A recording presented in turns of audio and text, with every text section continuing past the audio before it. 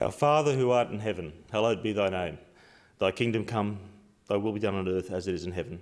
Give us this day our daily bread, and forgive us our trespasses as we forgive those who trespass against us. And lead us not into temptation, but deliver us from evil. For thine is the kingdom and the power and the glory, forever and ever. Amen.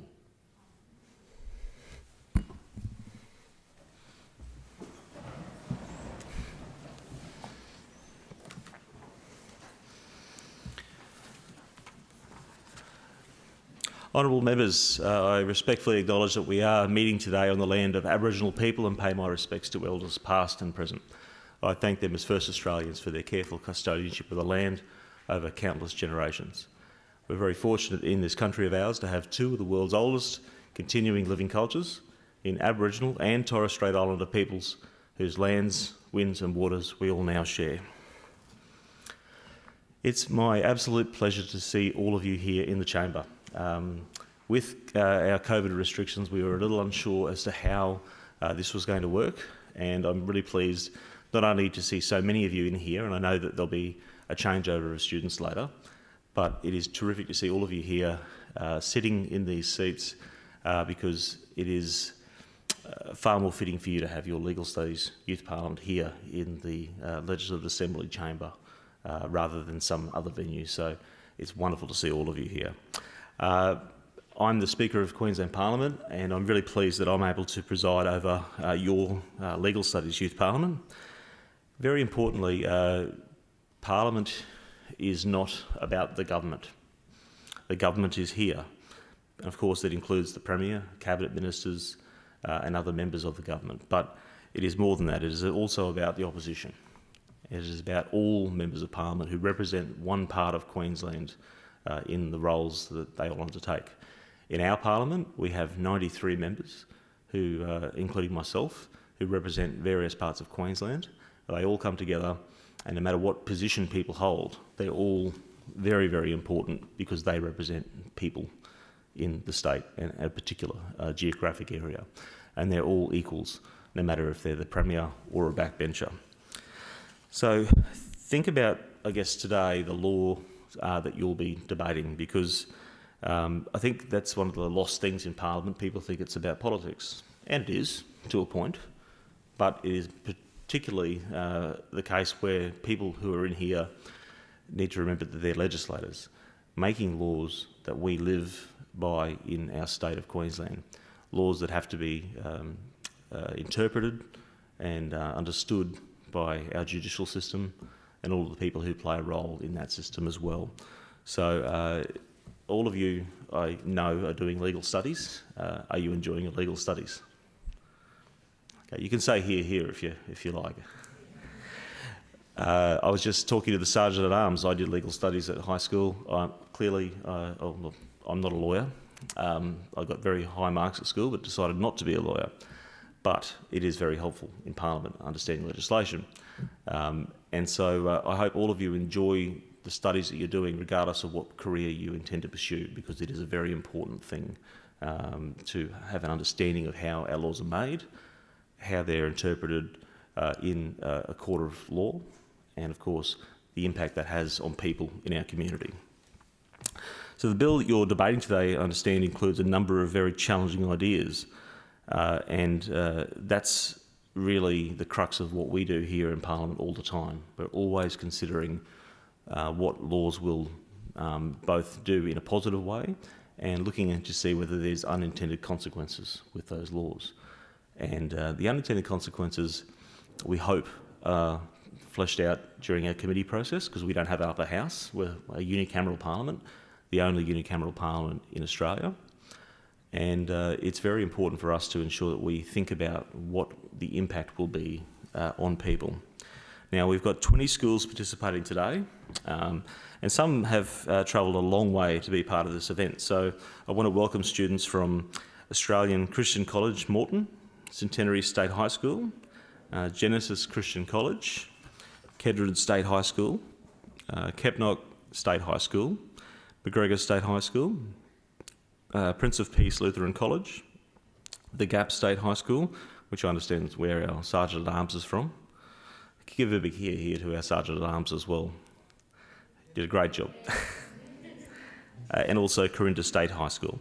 Now, those schools I've mentioned are making up the government to my right.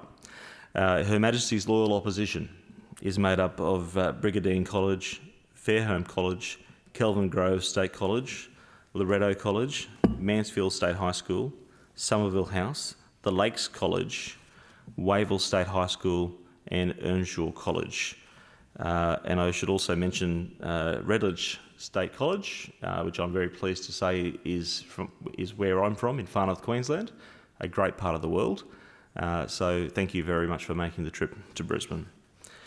So with those words, I hope you enjoy today. I think today will be terrific, and I know all of you who are speaking will be concerned about how you'll go when you're speaking. Can I say, please relax. You have a timer, but the great thing about being speaker is I'm the master of time, and there is no time except what I make it. So feel free to relax, deliver your speech, don't worry about the time, and please enjoy your experience here at Parliament, because it is a real privilege to sit in this chamber and do what you're doing, just as it is for me to be elected and to be in this place. Very, very few people get that opportunity. So, please take it all in, enjoy yourselves, and with that, I would like to call the Youth Premier.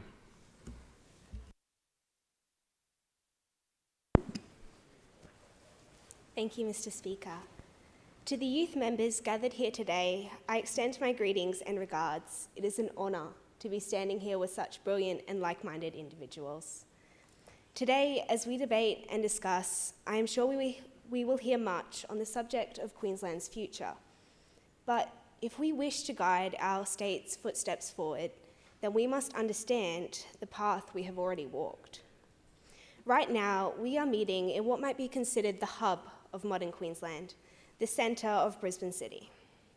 But what did modern Queensland look like a decade ago, 2 decades ago, a century ago?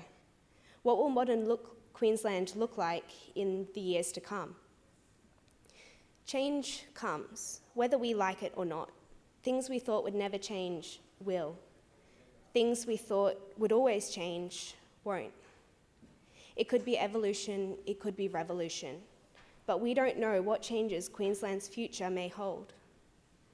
What we do know is what has changed in the past and what is changing right now in this very moment. Because we live in a changing world, and whether that change is for better or for worse, it is up to us.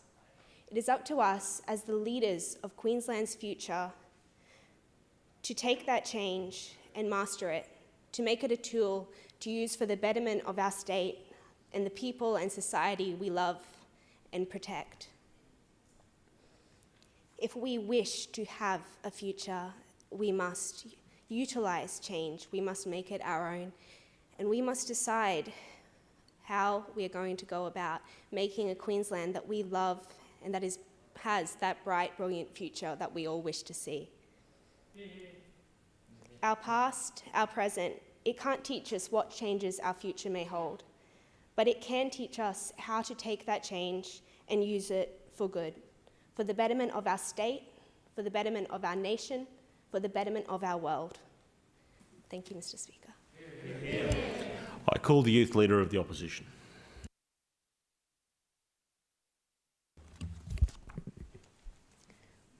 Thank you, Mr. Speaker.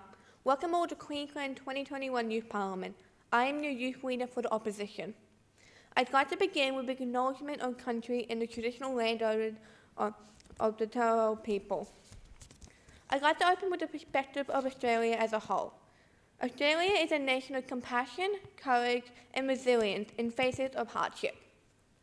Such words can easily be used as a vision for the Queenslander, the one to face the greatest of beauty and the greatest of tragedies Mother Nature bestows upon our ancient land. From the uncertain era plagued by the corruption revealed by the Fitzgerald Inquiry, our government has since grown to be one of stability and malleability, striving for Queensland to become a vibrant, modern, multicultural state where there is opportunity for everyone.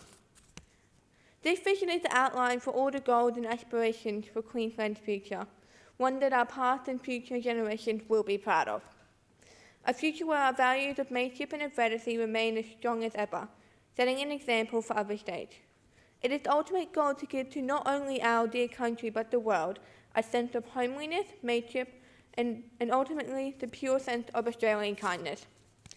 In the improvement of Queensland's educational pathways and other measures of daily life, it is hoped to further eradicate the idea of class advantage in our society, allowing for all those of honest, hard-working, determined nature to receive every opportunity, regardless of background. The many names given to us, the Smart and the Sunshine State, reflect upon the pillars of life we have created for all Queensland. The support of all businesses, large and small, the funding of our one-of-a-kind natural parks, and providing a motto that can unite 1,000 Queenslanders into one, bold but faithful. This motto is to be considered greatly when deliberating the effects of Queensland's future in all aspects, and it is our duty to serve all Queenslanders faithfully and boldly. Thank you, Mr. Speaker. We'll now look at the introduction of Bill and motion, and I now call the Youth Minister for Science, Information and Technology.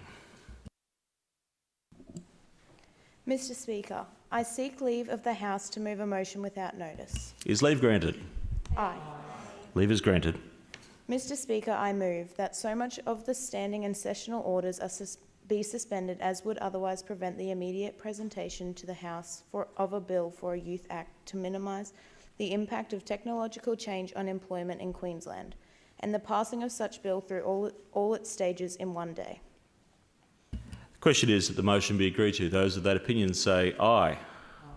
Those against, no. I think the ayes have it. I call the Minister. Mr. Speaker, I present the bill and explanatory notes and move that the bill will now be read a first time. The question is that the bill be now read a first time. Those of that opinion say aye. Aye. Those against, no. I think the ayes have it. I call the Clerk. Minimising the impact of technology on government and traditional employment bill. I call the Youth Minister for Science and Information Technology. Mr. Speaker, I move that the bill be now read a second time. Today I introduce to the House the Minimising the Impact of Technology in Government and Traditional Employment Bill 2021. The primary objective of this bill is to reduce the impact that the use of automation technologies and artificial intelligence has on traditional employment in Queensland. If automation, computerisation and artificial intelligence are unregulated in the Queensland economy, there is no doubt that Queenslanders will experience substantial disruption to their lives and employment conditions. As Queenslanders look towards the future, it is vital that the ethical implications of change are fully considered. Although the bill aims to prohibit all automated technology, personal use of these automations are exempt, therefore not depriving any individual arbitrarily of their property, thereby complying with Section 24 of the Human Rights Act 2019. As the Youth Minister for Science and Information Technology, I confirm that the Mitigate Bill 2021 complies with Section 38 of the Human Rights Act 2019 for reasons outlined in this statement. Queensland jobs are at risk. In order to protect these jobs and industries, ensure the sustainability of our environment and safeguard our quality of life, the introduction of automated technologies must be managed meticulously. We are becoming an isolated society as the need for face-to-face contact is greatly reduced. But rebuilding the service economy within Queensland provides significant forced contact with others and therefore is a prerequisite for the future to be a more tolerant and compassionate society. Furthermore, legislation cannot keep up with the constant technological advances in order to provide an introduction of automated technology without negative effects. Therefore, the Minimising the Impact of Technology in Government and Traditional Employment Bill will provide the best outcome for Queensland. It will protect jobs, ensure that businesses do not replace workers with automated technologies, and reintroduces service as a key employment opportunity. This bill will ensure the introduction of automated technologies is not permitted without due consideration to the economy and social fabric of Queensland. Thank you, Mr. Speaker. I call the Youth Shadow Minister for Science and Information Technology.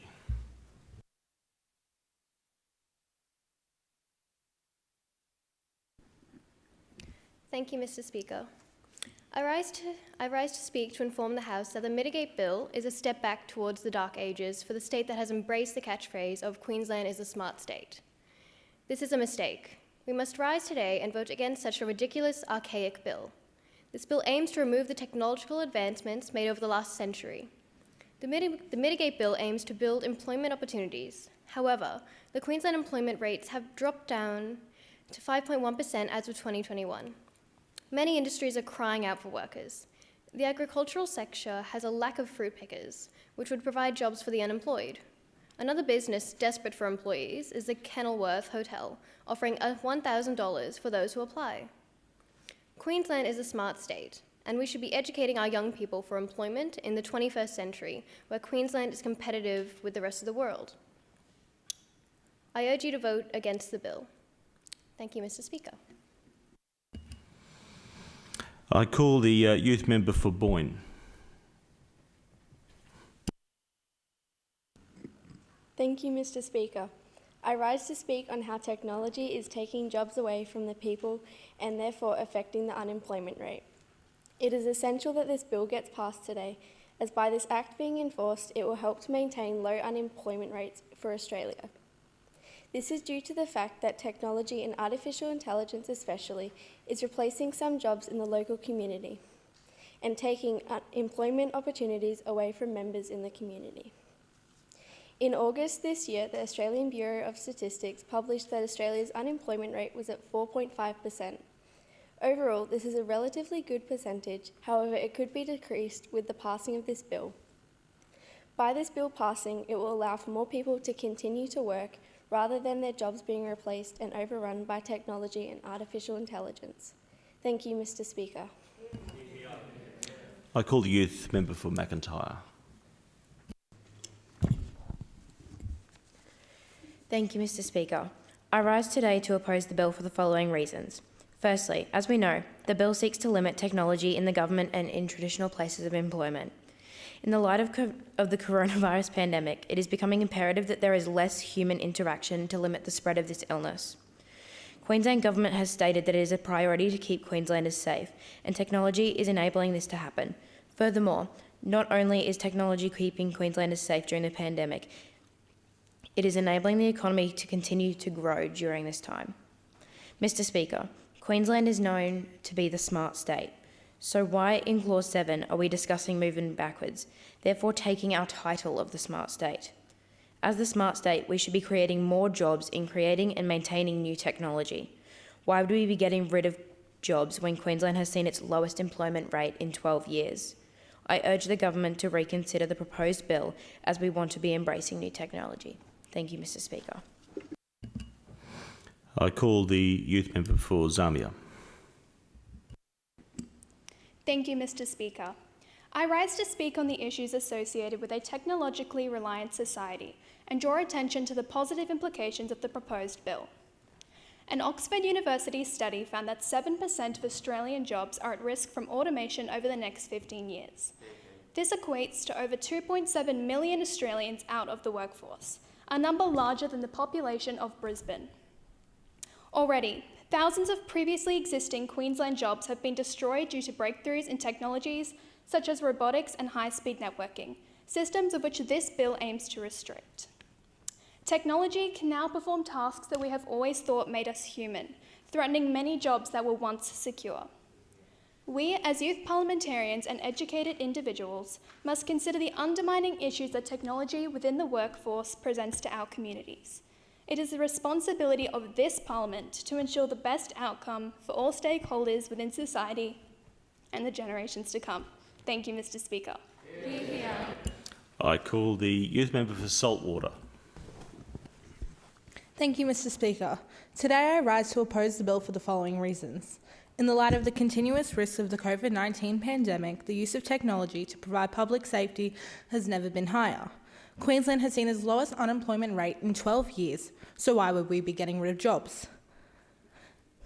I wish to highlight how unreasonable and unclear the bill is, strongly urging the government to reconsider the drafting. Subsequent to Clause 6, it states that emerging technologies to be prohibited. Under Section B, this includes all online shopping. Mr. Speaker, why would we ban online shopping when there are people who are placed into self-isolation who have no means of exiting their homes?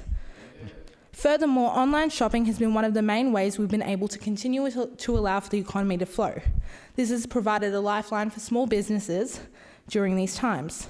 Queensland has continued to push to create new jobs and has highlighted their efforts of keeping Queenslanders safe. In 2014, former Premier Campbell Newman stated that Queensland has a plan for the future. I find it quite appalling that we are even considering minimising the use of technology in government and traditional employment when taxpayers' money to have this bureau could be spent elsewhere. Thank you, Mr. Speaker. I call the youth member for Colgoa. Thank you, Mr. Speaker. I rise to speak in support of the Minimising the Impact of Technology in Government and Traditional Employment Mitigate Bill 2021. Now, Mr. Speaker, one of the objectives of this bill is to reduce the negative impacts of automation on the social fabric in Queensland. There are ethical aspects which need to be considered before we trust automated technologies in our state. And this bill achieves that through the Bureau of Restraint of Automation and Knowledge Economy break as set out in Clause 8.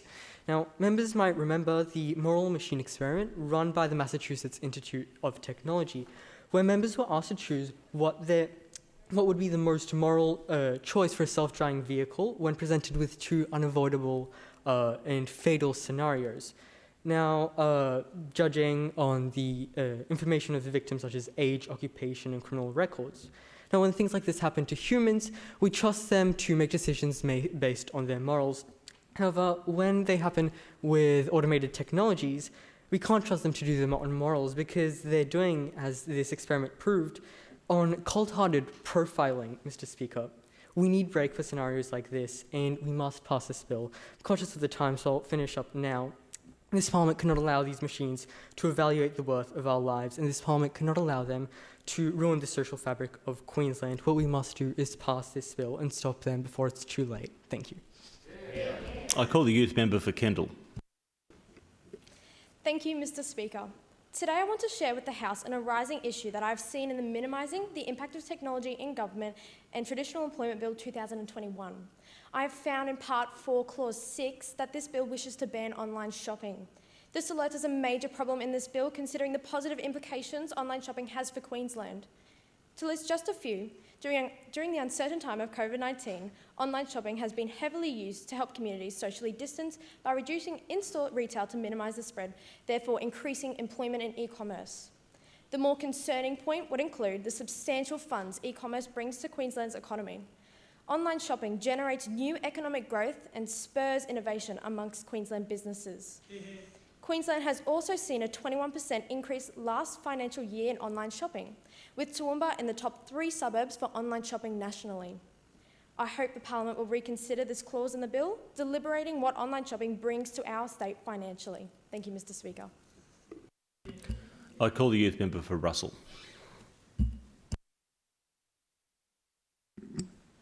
Thank you, Mrs. Speaker.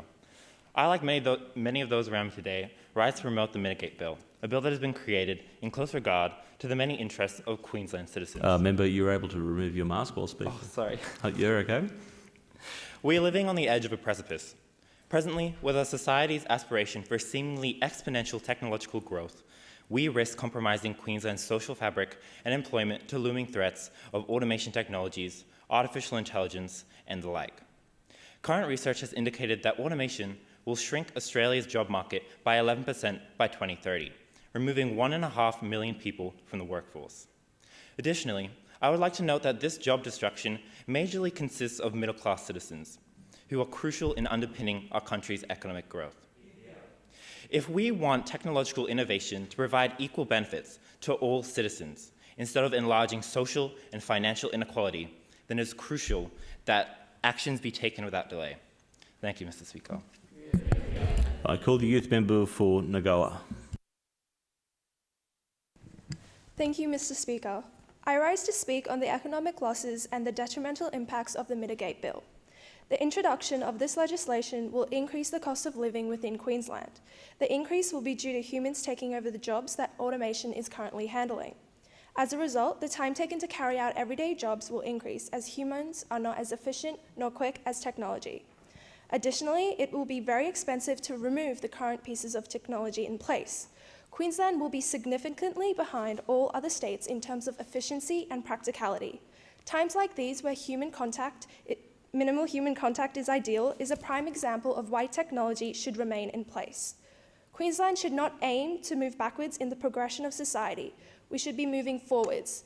Removing technology from our society will do exactly this. That is why it is essential that the Mitigate Bill does not pass through Parliament. Thank you, Mr. Speaker. I call the youth member for Yarraman. Thank you, Mr. Speaker.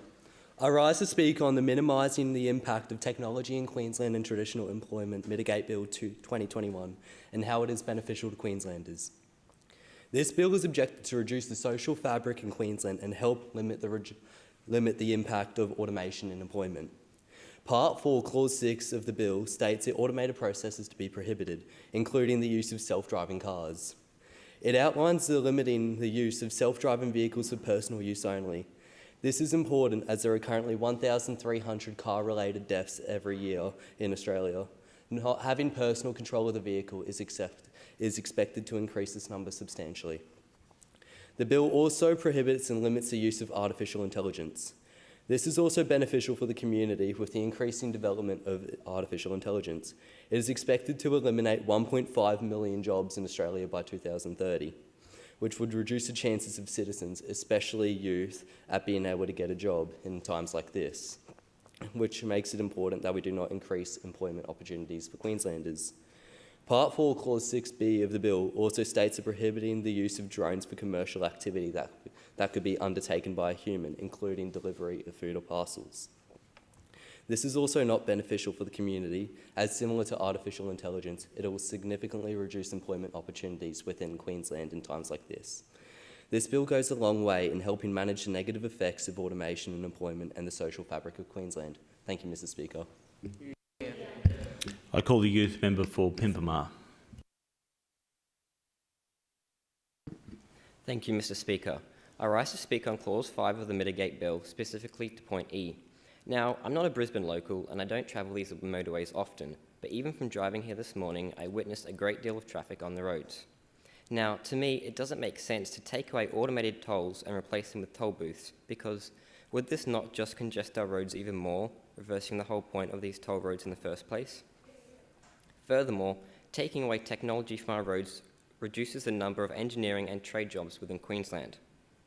These trade jobs assist school leavers to be able to find meaningful careers being taken away, and they are being replaced with a job that holds low wages and nil to low future career prospects. Why then, Mr. Speaker, would the Government of Queensland want to pass legislation that reduces the upskilling of its young workforce and wastes billions of dollars spent on decongesting roads, only to spend more money installing toll booths that add time to the commute for Queenslanders? Because this seems like we're reversing progress for the sake of creating jobs for jobs' sake. We were once self-promoted as the smart state. Is this a confirmation that we have dropped this claim once and for all? Thank you, Mr. Speaker. I call the youth member for Stewart.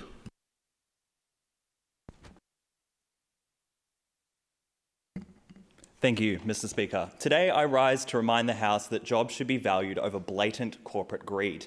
When we're at a point where a machine's ability to do a task is able to take over somebody's job, we have entered dangerous territory, hence the suggested introduction of the Mitigate Bill.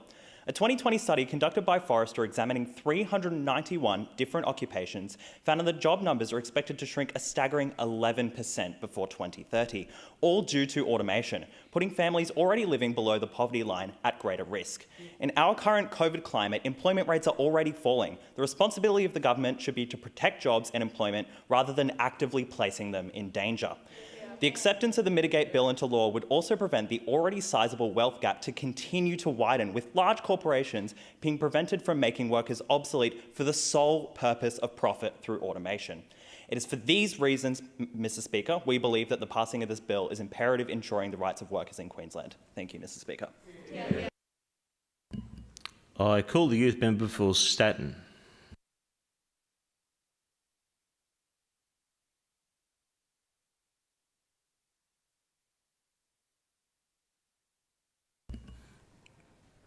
The youth member for Horton. Thank you, Mr. Speaker. I rise to bring witness to the automation and de-skilling of the state's workforce, the increased dependency towards internationally developed technologies, and the detrimental impacts seen within human capital. The future is Queenslanders, not technology. Continued advancements within the digital and technological domains will further eradicate employment rates within Queensland.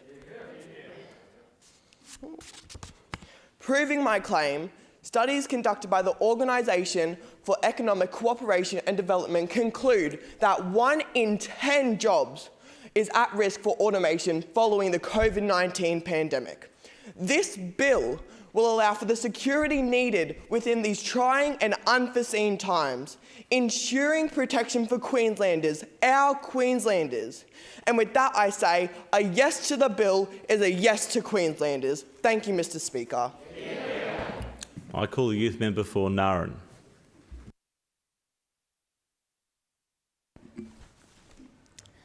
Mr. Speaker, I rise to oppose the Mitigate Bill. In recent years, artificial intelligence has significantly evolved, and due to COVID-19, the use of technology has accelerated digital strategies in all industries. I'd like to highlight that the surge in companies pushing to integrate automated services and artificial intelligence into the workplace does not cause unemployment. Instead, its purpose is to streamline everyday work processes with technology that combine large amounts of data with fast, iterative processing and intelligent algorithms.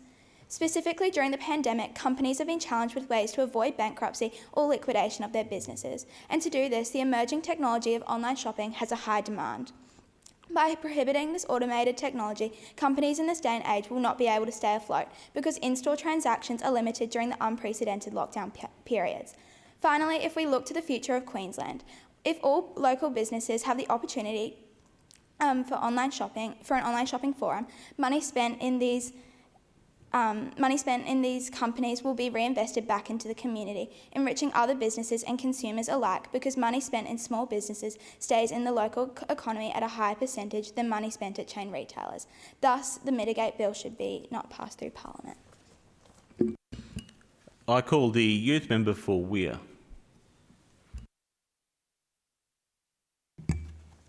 Thank you, Mr. Speaker. The bill in question has been written for the purpose of reducing the negative impact of automation on employment and the social fabric in Queensland. As such, the introduction of these laws would significantly benefit modern Queensland. The prohibition of automated self-driving cars and vehicles for the purpose of transportation should indeed be implemented for the benefit of the Queensland transportation industry. Taxis, limousines and other forms of public transport and conveyance must be operated by humans, and self-driving vehicles will not be permitted. This will significantly increase Queensland road safety and provide Queenslanders with employment opportunities that our modern society needs. In the US, a self-driving Uber was involved in an accident which resulted in 1 fatality.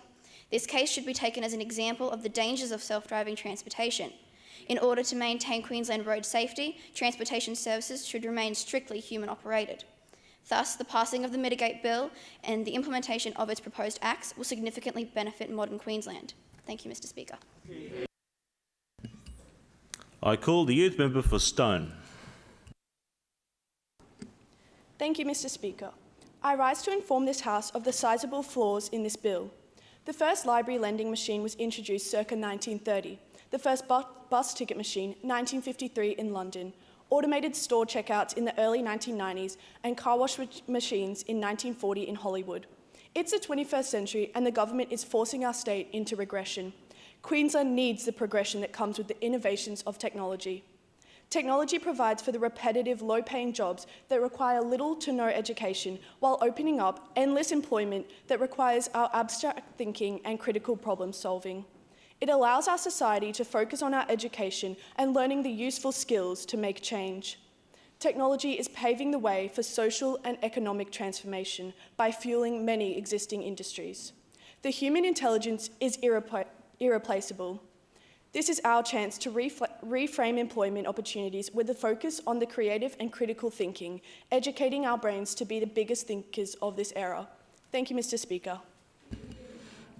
I call the youth member for Calliope. Thank you, Mr. Speaker. I'd like to draw the House's attention to the positives of the Mitigate Bill. The bill's objective to reduce the negative impact of automation systems on employment by prohibiting the introduction of new automated technologies while simultaneously decreasing a reliance on automations is vital in helping the economy bounce back. Under Part 4, Clause 5 of the bill, it is suggested that current automated processes such as self-checkouts, car wash machines, and toll collections should revert back to being manual jobs. Furthermore, Clause 6 sets out the parameters around the prohibition of emerging technologies. For example, self-driving cars under Clause 6, subsection A will be prohibited. This would be beneficial to employment numbers as bus, taxi, train, and Uber drivers will not be replaced by automations. Allowing automated machines like self-checkouts to be abolished will allow for a much-needed employment in the current struggling economy. Boosting employment rates by prohibiting new automations will help the growth of the economy by improving disposable income and consumption rates.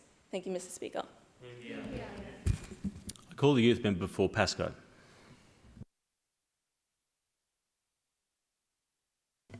Thank you, Mr. Speaker. I rise to speak on Part 4, Clause 6A of the Mitigate Bill. In summary, this clause states that automated or self-driving cars must not be used for public transport. I wish to oppose this clause. According to Queensland Government data, 94% of motor vehicle crashes are due to human error. Considering a significant portion of the community utilises public transport frequently, by limiting the use of vehicles, such as self-driving cars, for this purpose, the bill does not consider the safety of passengers, in which the likelihood of human error is increased for human-operated vehicles.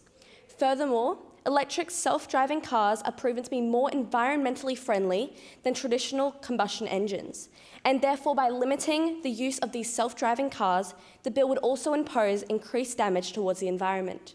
Thank you, Mr. Speaker. I call the youth member for Albert.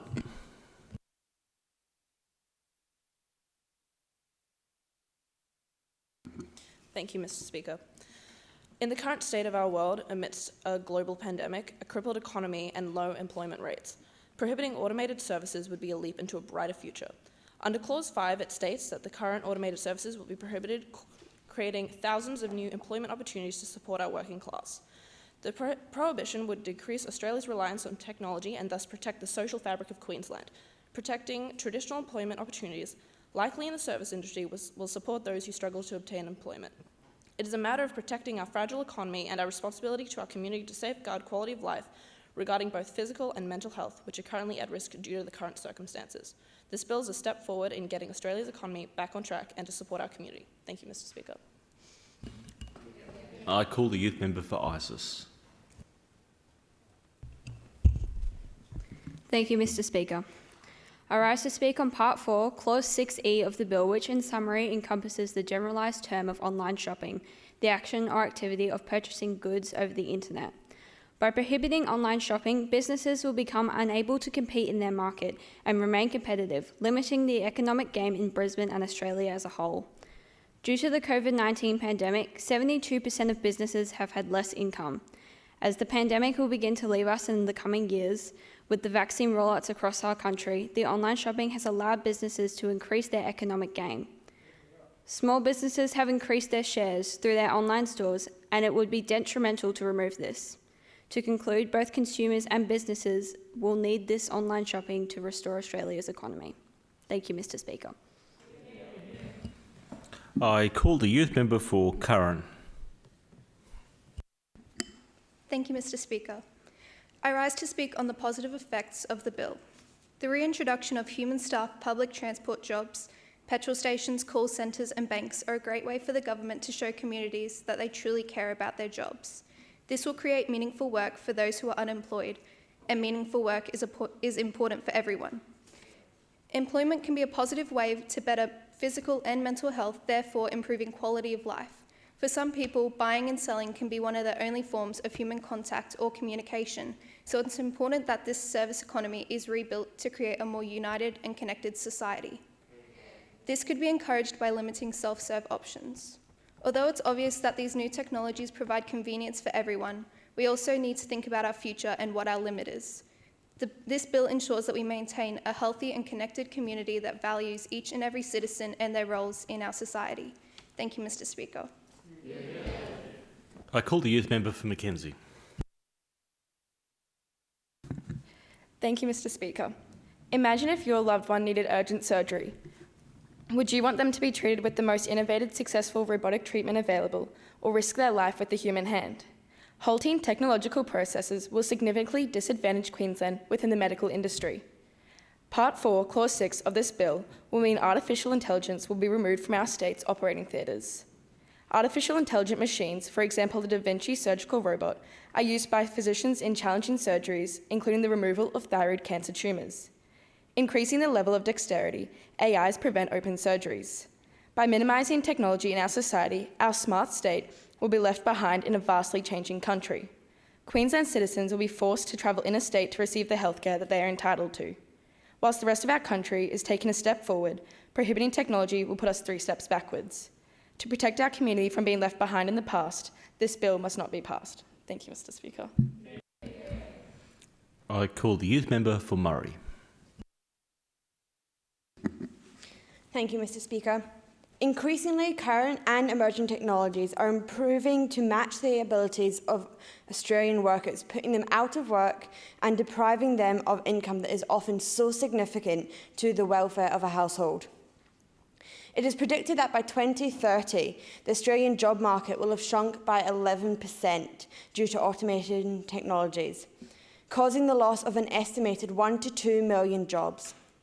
If this bill is not introduced, hard-working Queenslanders will continue to lose their jobs, and at the current rate, with approximately 150,000 job losses in the past month, we cannot afford this. We cannot accept this. The use of technology as a replacement for workers needs to be banned, because otherwise we are building a world in which we are constantly surrounded by technology, decreasing a sense of community and causing the unemployment rates to surge. Thank you, Mr. Speaker. Hear, hear. I call the youth member for Normanby. Thank you, Mr. Speaker. I rise to speak on artificial intelligence and technology and how it empowers, educates and assists those who are disadvantaged on a daily basis. Prohibiting the use of AI, like driverless cars, as seen in Clause 6, Part 4, takes away employment opportunities for those who have a disability. Furthermore, matters seen in Part 4, Clause 7, A and D are problematic as they do not increase human employment, and it is inconsiderate for those who are neurodivergent and need these automated services. Overall, this bill does not consider those who are marginalised, such as people of colour, neurodivergent people, those with disabilities, and essentially everyone who falls beneath the cracks. For a supposed smart state, the bill being proposed and supported by the Queensland Government ignores all innovations and inventions. Therefore, more Queenslanders will be left behind if this bill is passed, thus failing the Queensland community's expectations when it comes to equality before the law. Thank you, Mr. Speaker. I call the youth member for Bremer.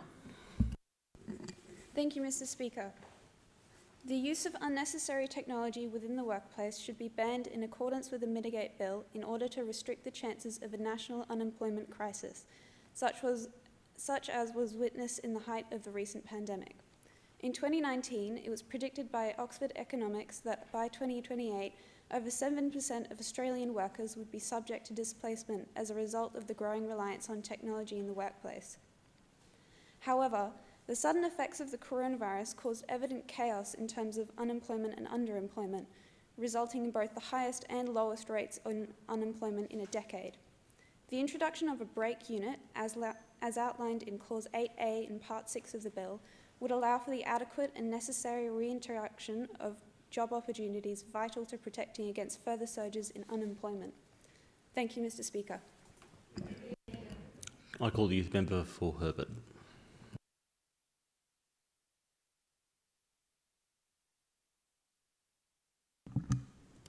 Thank you, Mr. Speaker. I rise to inform the House of the negative impacts this bill will have on the economy and the standard of living. Specifically, I would like to draw attention to Clause 5 of the bill.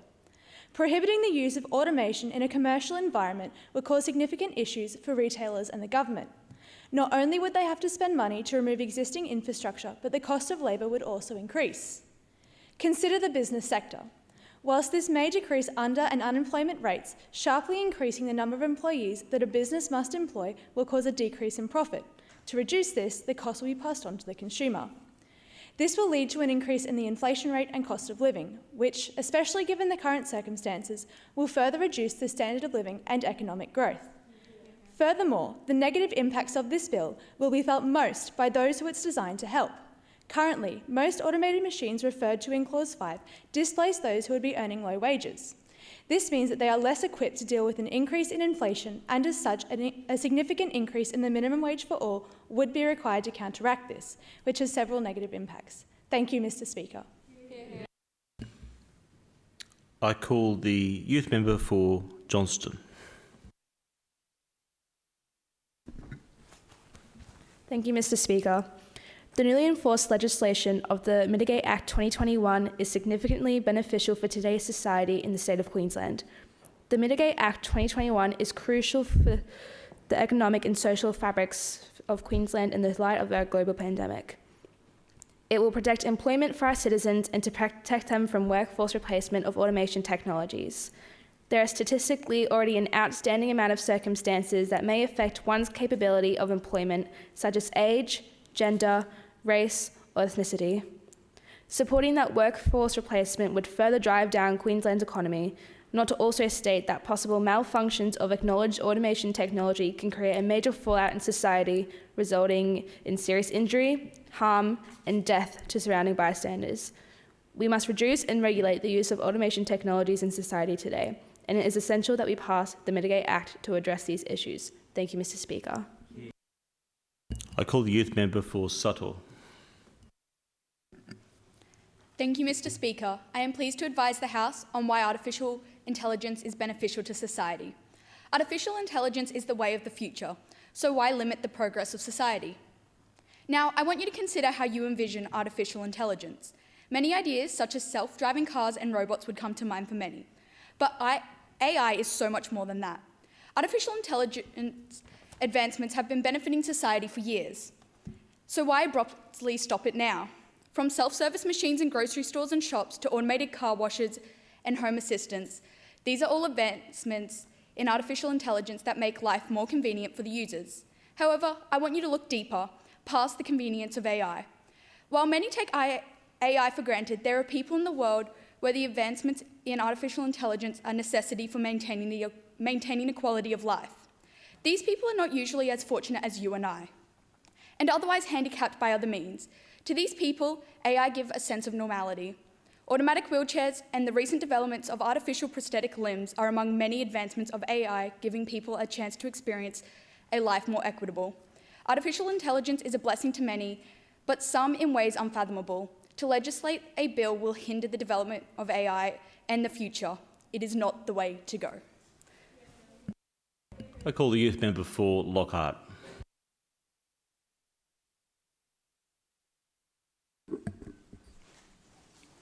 Thank you, Mr. Speaker. Today, I rise to speak on the negative implications of the Mitigate Bill. Technology, from everyday androids to complex automated and artificial intelligence systems, is one facet of our modern world that continues to enhance our way of life. In the absence of technologies, our lives would be built on strenuous labour, to little societal benefit. Humanity and technology are now codependent. A successful outcome of this proposal would lead to societal retrogenesis within our state. This is evident in Clause 5, where the bill aims to prohibit something as steadfast and efficient as the supermarket's self-serve checkout. I believe the leading party may be in over their head, not only to attempt something so unrealistic and detrimental to Queensland, but also in proposing technological regulations that are yet to be written, as established in Clause 8. Clause 8A states all technology that has a negative effect on employment will be banned. It is clear what the leading party has failed to recognise from the clause is the extensive scope coupled with the term negative. What is more concerning, however, is the fact that these supposedly negative effects are to be determined by an organisation of their choosing, as specified in Clause 8B, and grounded upon unlegislated regulations. If this bill is successful, our advancement of technology, our entire STEM industry, is to be placed in the decision-making of a party who evidently seeks to drive us into a pre-technological era with no hope of progression. Thank you, Ms. I call the youth member for Pike. Thank you, Mr. Speaker. I rise to speak on the proposed bill to which I present my opposing argument. The bill's objective is to minimise the use of technology in government and employment, which encompasses eliminating technological advances as an attempt to assist employment rates and job opportunities. Clause 6 of the aforementioned bill states that emerging technologies are to be prohibited, with the clause specifically referring to drone use. So I ask you all to consider this scenario. The use of a drone to capture an aerial image of a property is to be potentially prohibited simply because this task could be manually performed by a pilot. But has this bill considered price, convenience, and emissions? Additionally, excluding the use of this technology eliminates the necessity for drone operators, repairers, and manufacturers, leaving these stakeholders at risk of unemployment. So is this proposed bill really increasing job opportunities and employment, or simply downskilling the existing workforce by limiting them to do outdated manual tasks that won't be performed anywhere else in the developed world? Thank you, Mr. Speaker. I call the youth member for Bloomfield. Thank you, Mr. Speaker. I rise to speak on the protection of jobs through this bill in Queensland, Mr. Speaker. The effervescent rise of automation in this country, and in particular this state, is worrying to myself and my electors in North Queensland, Mr. Speaker. The rise of automation will most affect jobs such as those in the construction and mining sector, engineering and horticulture. A recent report from the Organisation for Economic Cooperation and Development says that nearly 45% of jobs in Mackay, Isaac and the Whitsundays alone are at risk of being automated in the near future, this being the at most risk in the country, in the already most unemployed state in the country. Mr. Speaker, these jobs are crucial to the nearly 1 million or so people living up north in a time of such economic and occupational instability, and thus this side of the gallery will always be dedicated to the democratic socialisation of industry, production, distribution and exchange for humans and for our future. Thank you, Mr. Speaker. I call the youth member for Annan. Thank you, Mr. Speaker. Today I draw the attention of the House to the proposed bill and why it does not have my support. My fellow members, could you imagine the impracticality of such a proposal to prohibit things such as online procurement that have been integrated into our everyday lives so thoroughly would be a mistake. As for the supposed employment benefits of the amendment, it is clear that it has not been considered the employment opportunities that technology and its development would continue to bring. Implementing technology is not to say that human connection and employment opportunities would disappear, but rather our world and society would be enhanced with convenience. The cost of implementing the amendment would be a huge effort for little reward, and in some cases create a negative impact on some small businesses which rely on technology. We cannot protect the world from technology forever. Thank you, Mr. Speaker. I call the youth member for Fitzroy. Thank you, Mr. Speaker. I rise to inform the House of the people of Fitzroy's support for the Mitigate Bill 2021. With this bill's objective of reducing and reversing the significant and devastating effects of automation on Queensland's service industry, it is my belief that this pressing matter is best resolved through a bill of this nature that looks not only at the current state of affairs, but at emerging technologies that pose a threat to the service industry. As discussed by the Youth Minister for Science and Information Technology, this bill meets all human rights requirements and will have a positive effect on people's mental and physical health through the significant improvement it will provide to the serious macroeconomic objectives of and underemployment. Thank you, Mr. Speaker. Order, members. Order. Are there any other members wishing to speak in this debate? If so, rise to your feet. Now, I call the Youth Premier. Thank you, Mr. Speaker.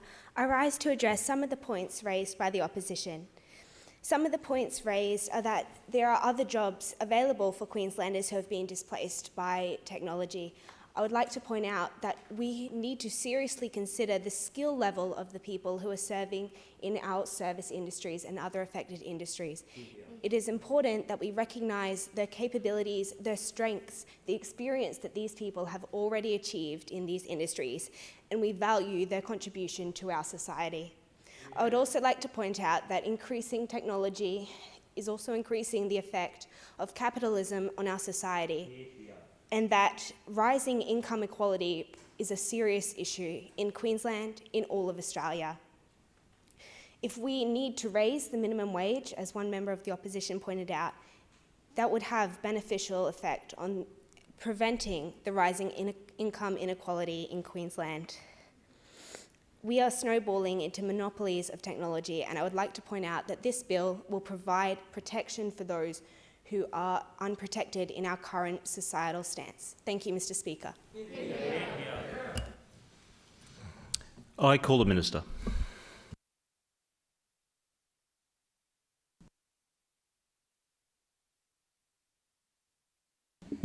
Mr. Speaker, I rise to respond to a point raised by the opposition.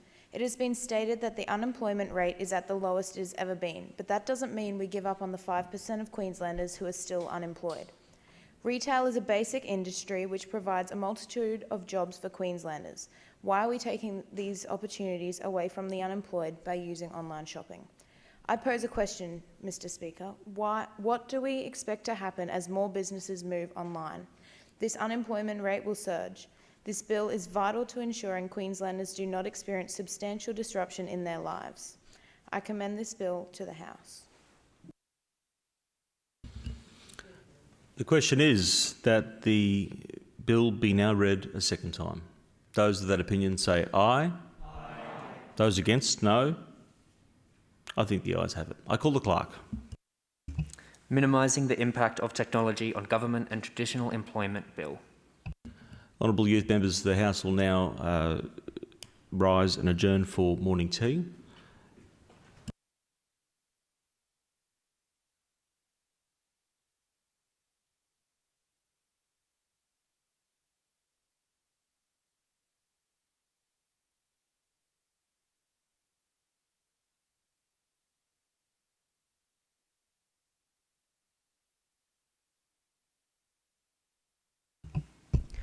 Well done, youth members. That was really well done. All those who spoke in that debate, pat yourselves on the back. Fantastic speaking.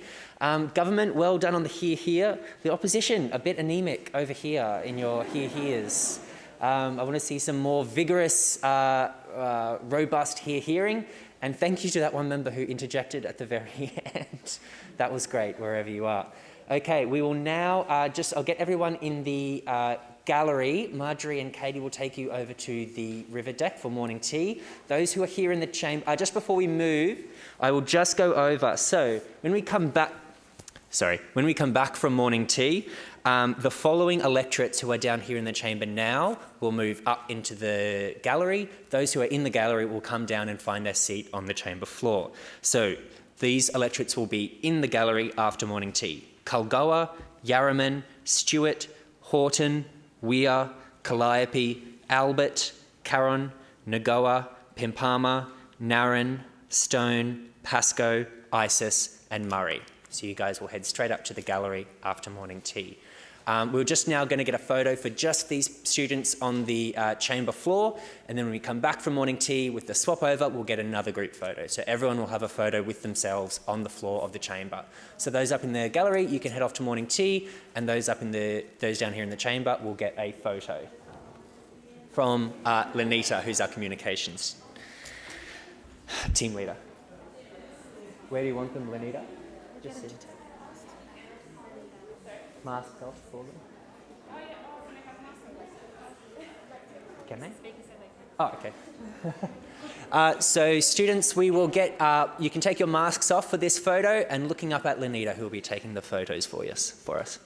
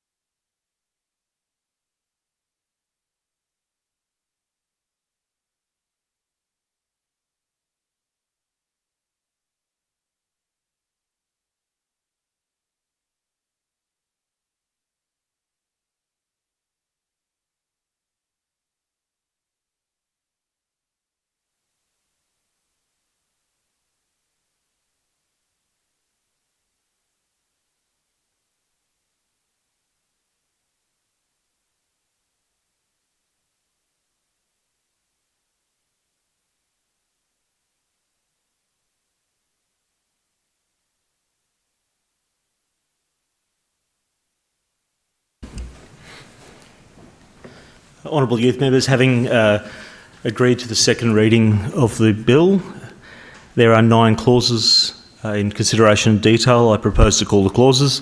If any member wishes to speak to a particular clause, will they please indicate?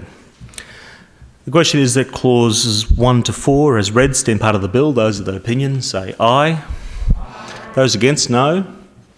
I think the ayes have it. The question is that clauses 5 and 6, as read, stand part of the bill. Those of that opinion say aye. I call the Youth Minister, the Shadow Minister for Employment. Mr. Speaker, I move amendment number 1 circulated in my name. Mr. Speaker, automation and new technologies may cause job losses in the future.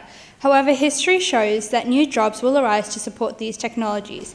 Queensland should support and encourage the introduction of all forms of technology because it will increase the productivity and wealth for our state.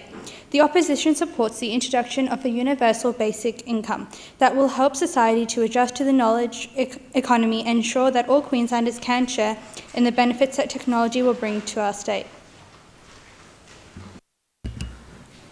Does the Minister wish to respond? I call the Youth Member for Colin.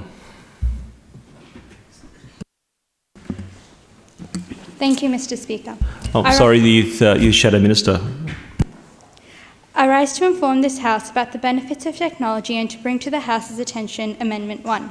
The current bill proposed seeks to minimise the impact of technology in government and traditional employment. However, this will be a near impossible task as the current world is so heavily reliant on technology that is constantly evolving to further society. This bill would mitigate this innovation. With the introduction of Amendment 1, technology and artificial intelligence will be encouraged, which will bring numerous benefits to Queenslanders, such as improving workplace efficiency and our everyday lives. With the use of AI and automation technology, society will be advanced for the better, improving quality of life. Furthermore, the amendment also introduces a universal basic income which would mitigate the negative effects of technology. A universal basic income will allow Queenslanders to live comfortably and support them through the negative effects such as job loss, which is inevitable in a technological world. This income will also ensure that those who lose their jobs due to technology are not living in poverty and don't have to rely on government handouts. This would also in turn boost the economy as Queenslanders will still have a comfortable income and will cancel out the negative effects of job loss. Thank you, Mr. Speaker. I call the Youth Member for Colin. Thank you, Mr. Speaker. I rise to raise some of my concerns surrounding Clause 5 and 6 of Amendment 1 of the Mitigate Bill. Firstly, I believe that introducing a universal basic income would be far outside the scope and nature of the bill. However, even if it were inside the bounds of the bill, I believe it would be extremely irresponsible for us to use a universal basic income as a way to simply cover up the negative effects that these automation and AI technologies pose on the lives of Queenslanders. It would result in thousands of low-skilled and semi-skilled workers losing their jobs with no incentive for them to upskill as they will simply receive a basic income without doing any work. Additionally, introducing a universal basic income would also have a huge economic impact on the state. As there is only so much money to go around, it would inevitably take budget away from other important sectors such as health and education. Without a fully funded education system, it will simply result in a lower educated citizens who won't be able to fill the high skilled jobs available, citizens who will also come to rely on a universal basic income. This in turn will cost more money to support and inevitably take more funding away from education, resulting in a cyclical cycle. Thank you, Mr. Speaker. I call the Youth Member for Pioneer.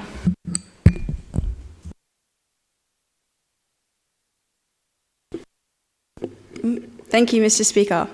I rise to inform this House of the importance and the benefits of artificial intelligence in traditional employment.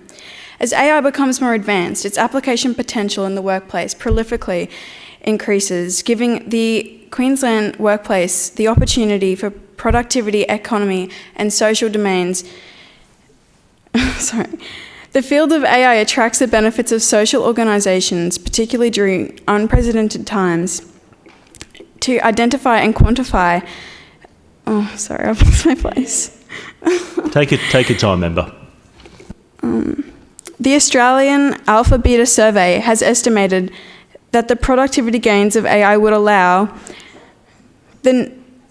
Australia to increase its economy by $2 trillion by 2030 from introducing AI to different branches of work. The optimism, technical and organisational contingencies of AI should engage and encourage Australians to welcome and introduce the revolutionary science to improve everyday life. Sorry. Thank you, Member. I call the youth member for Burke.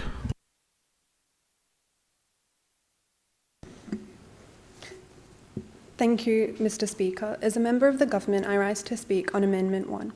While some might say that artificial intelligence can benefit the economy no matter how smart a machine becomes, automation technologies and artificial intelligence can never replicate a human.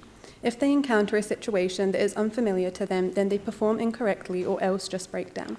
As well as the large cost associated with implementing such technology, by relying on these machines to make everyday tasks more efficient, we are risking technology addiction. Furthermore, a universal basic income removes the incentive to work, adversely affecting the economy and leading to a labour and skills shortage. Over the next 20 years, 44% of Australia's jobs are at risk of being disrupted by technology. In addition, the ability of artificial intelligence to enhance or replace human decision-making also raises important legal and ethical questions. Experts are also worried that as a result of workplace automation, there will be job polarisation. Therefore, Amendment 1 is not effective as it poses various threats to the economy. Thank you, Mr. Speaker. I call the youth member for Georgina.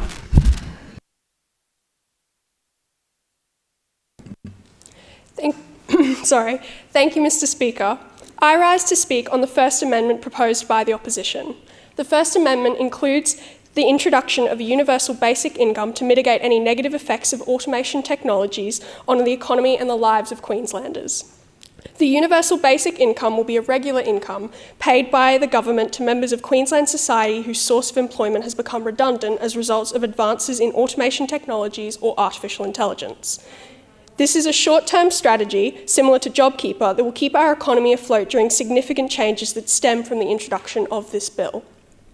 Providing disadvantaged people with a stable source of income until they are able to find alternate employment will prevent them from falling into dire financial situations, protecting and stabilising our economy in the long run. A stopgap measure such as this will mitigate negative effects of automation technologies and prevent the introduction of this bill from spiralling Queensland's economy back into a recession. Thank you, Mr. Speaker. I call the youth member for Wenlock. Thank you, Mr. Speaker. I rise to inform the House of the detrimental effect a universal basic income will have on the Australian economy, as proposed in the Mitigate Bill 2021 Amendment 1. Amendment 1 proposes to introduce a fixed income stream that applies to all Australian citizens and is designed to cover their basic needs. However, this proposal directly contradicts the fundamental principle of the bill, as constant income will reduce people's need for consistent employment, forcing employers to introduce more automation to bridge the gap. Additionally, a UBI will only perform as well as the Job Seeker or Job Keeper scheme, which furthered Commonwealth debt beyond $600 million alone, and was unsuitable for most recipients as the amount was fixed regardless of their normal hours or wage in traditional employment. Therefore, it is unwise to pursue the UBI model if Queensland does not want to garner the same debt the Commonwealth is currently facing, considering the already detrimental effect of COVID-19 on the Queensland economy. Thank you, Mr. Speaker. Are there any other youth members who wish to speak to the clause and the amendment before the House? Question is that amendment number 1 be agreed to. Those of that opinion say aye. I might ask that again. Those of that opinion say aye. Aye. Those against, no. No. I think the noes have it. Divide. A division has been called. Ring the bells for 1 minute.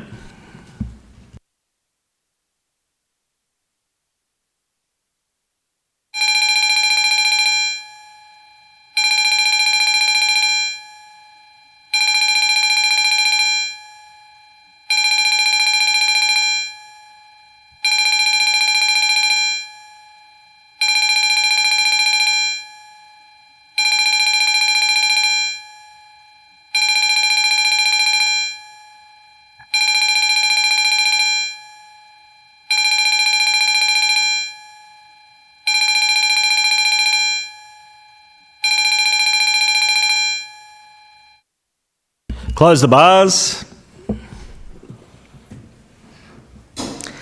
Question is that amendment number 1 be agreed to, for which a division has been called. I call on the government whip to act as tellers for the noes and the opposition whip to act as teller for the ayes. If there is a representative from the crossbenches, will they please indicate the votes for the ayes or the noes? Both parties. Not at this stage.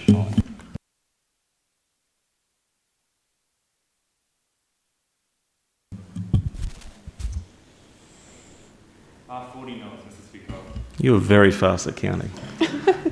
I counted 41, but that mustn't be right.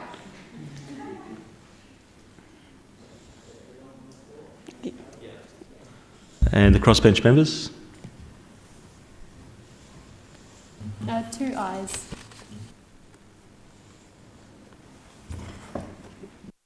The result of the division is ayes 43, noes 40. The division is resolved in the affirmative based on that count. Congratulations. Creative accounting. Well done. The question is that clause 6, as read, stand part of the bill. I call the Youth Minister for Police.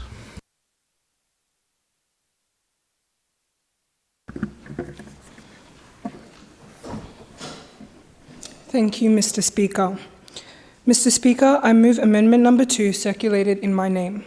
Mr. Speaker, the government has listened to feedback we received from the community on this legislation, and it is clear that they do not want facial recognition technologies to be used. Banning these emerging technologies will help alleviate community fears about blanket surveillance and invasion of privacy. Facial recognition technology is frequently inaccurate and would have a negative impact on our democracy by discouraging people from attending public events. This amendment will further strengthen this much-needed legislation. Thank you, Mr. Speaker. I call the Youth Minister for Police. Thank you, Mr. Speaker. We stand here in full endorsement of the Second Amendment in the 2021 Minimising the Impact Technology in Government and Traditional Employment Bill. Facial recognition is a technological technique that uses an image, video, or other audio-visual features of a person's face to identify or verify them.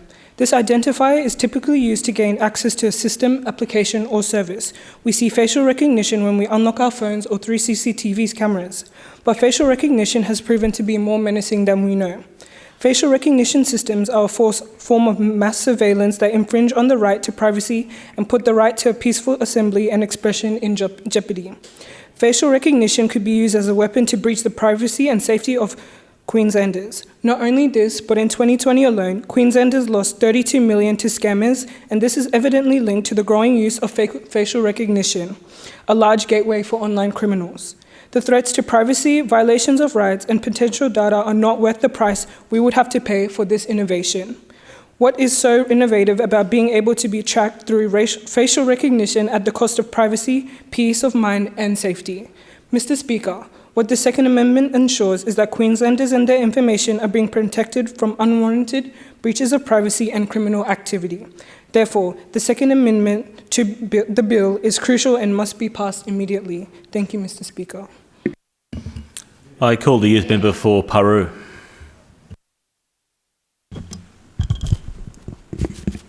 Thank you, Mr. Speaker. It is an absolute privilege to receive this wonderful opportunity of acting as a youth member for Peru. I rise to speak on the debate... Remember, you're able to remove your mask while speaking as well. Sorry. No, you're okay. I call the member. Speak on the debate concerning the prohibition of automated technologies within the employment industry, a debate which has been of great interest and controversy, both in Parliament and everyday life.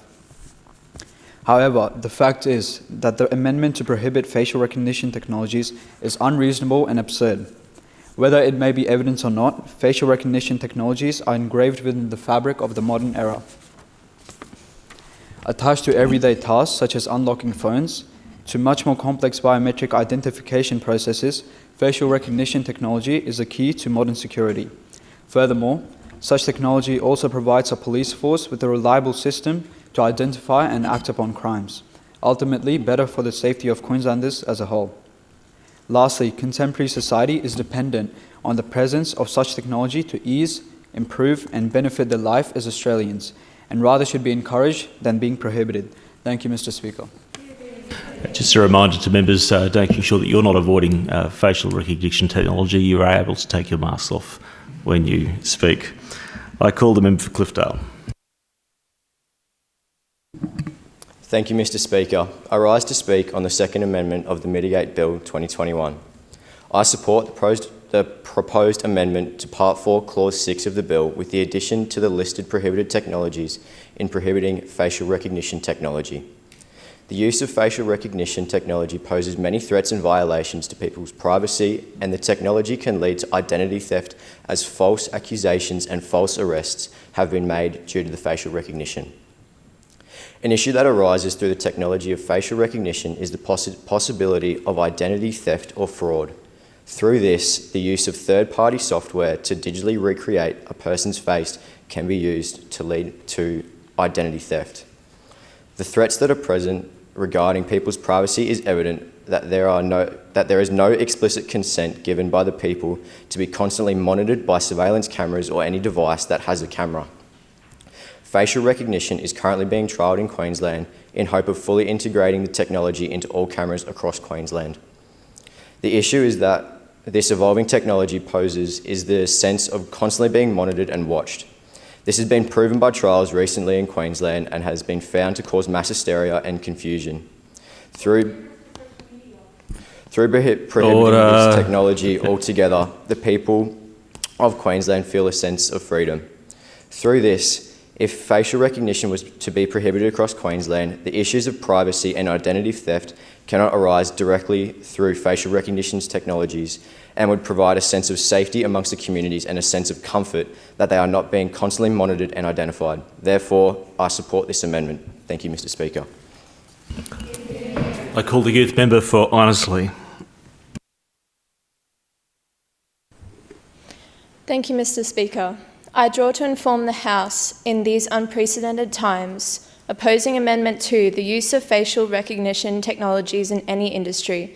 Clause 5 states that the automated processes that will be prohibited include supermarkets, libraries, public transport, car wash, and road collection tolls. In my opinion, the Mitigate Bill 2021 is compatible with the human rights protected by the Human Rights Act 2019. I base my opinion on the reasons outlined in this statement. Our daily automated processes would hugely benefit by increasing efficiency, as we use iPhones with facial ID. How can we not see that as this is beneficial for Australians personally, we would not implement this in public? Ask yourselves this: do you have an iPhone with facial recognition? With our scientists and higher scholars that are studying ways to make new facial recognition devices, we seem to not trust and find that this courtroom has the faces of our future and half of us are using phones with facial ID. By talking about technology such as facial recognition, as the age-old saying goes, doubt kills more dreams than failure ever will. As a state and as a nation, we cannot fear the future that we hold in our hands. This is technology, and facial technology is our future. We must urge to dive into the unknown, and facial recognition is the face of our future. And without trying to implement it, we may never know our future or endeavours as a nation to keep up with what technology is installing in our future. Order. Members will cease their interjections. Member for for Honestly, you have the call. We as a state cannot look back or fear, but look for new ways to innovate and elevate our future. Let us not fear, but if facial recognition be the face of our future. Thank you, Mr. Speaker. I call the youth member for Ballyanda.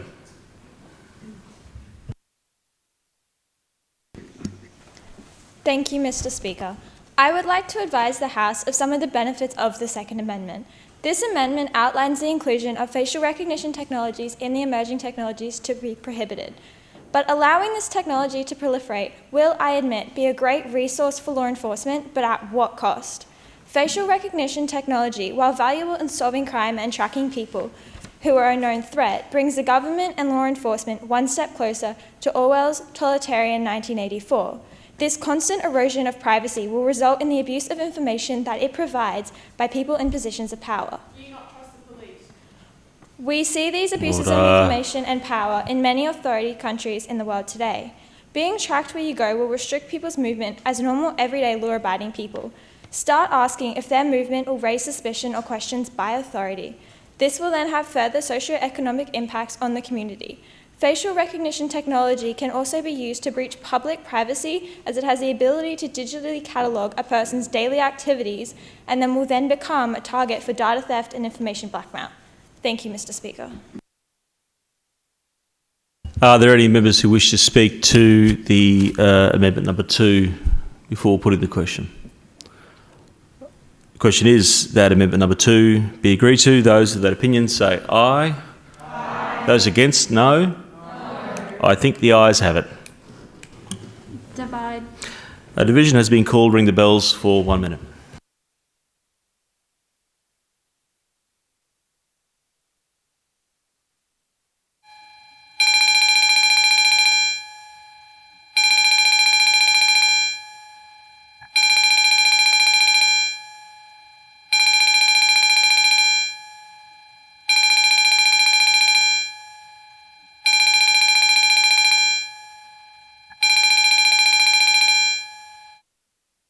Close the bars.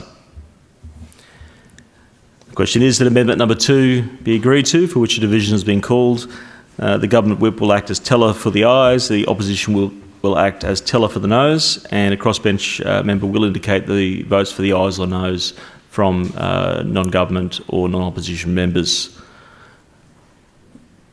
Will the government whip advise what the government votes are for the ayes or noes? 39 noes, Mr. Speaker. Hold on. Will the opposition whip advise what the opposition votes are for the ayes or noes? 39 noes, Mr. Speaker. And will the crossbench representative advise what the votes are for the ayes or noes? 2 noes, Mr. Speaker. The result of the division is ayes 43, noes 41. The question is resolved in the affirmative.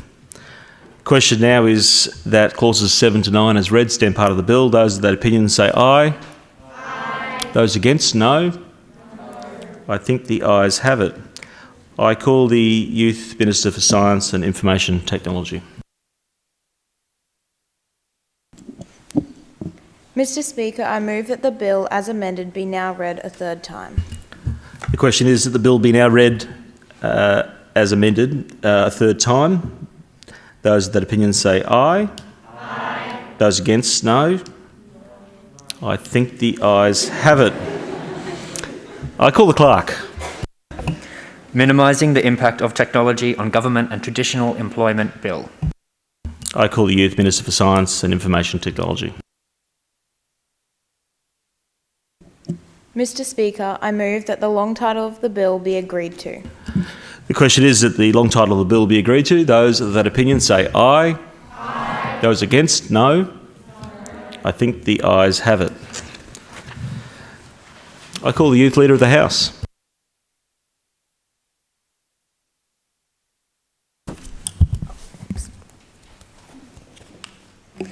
I move that the House do now adjourn. The question is that the House are now adjourned. I call the Youth Member for Archer.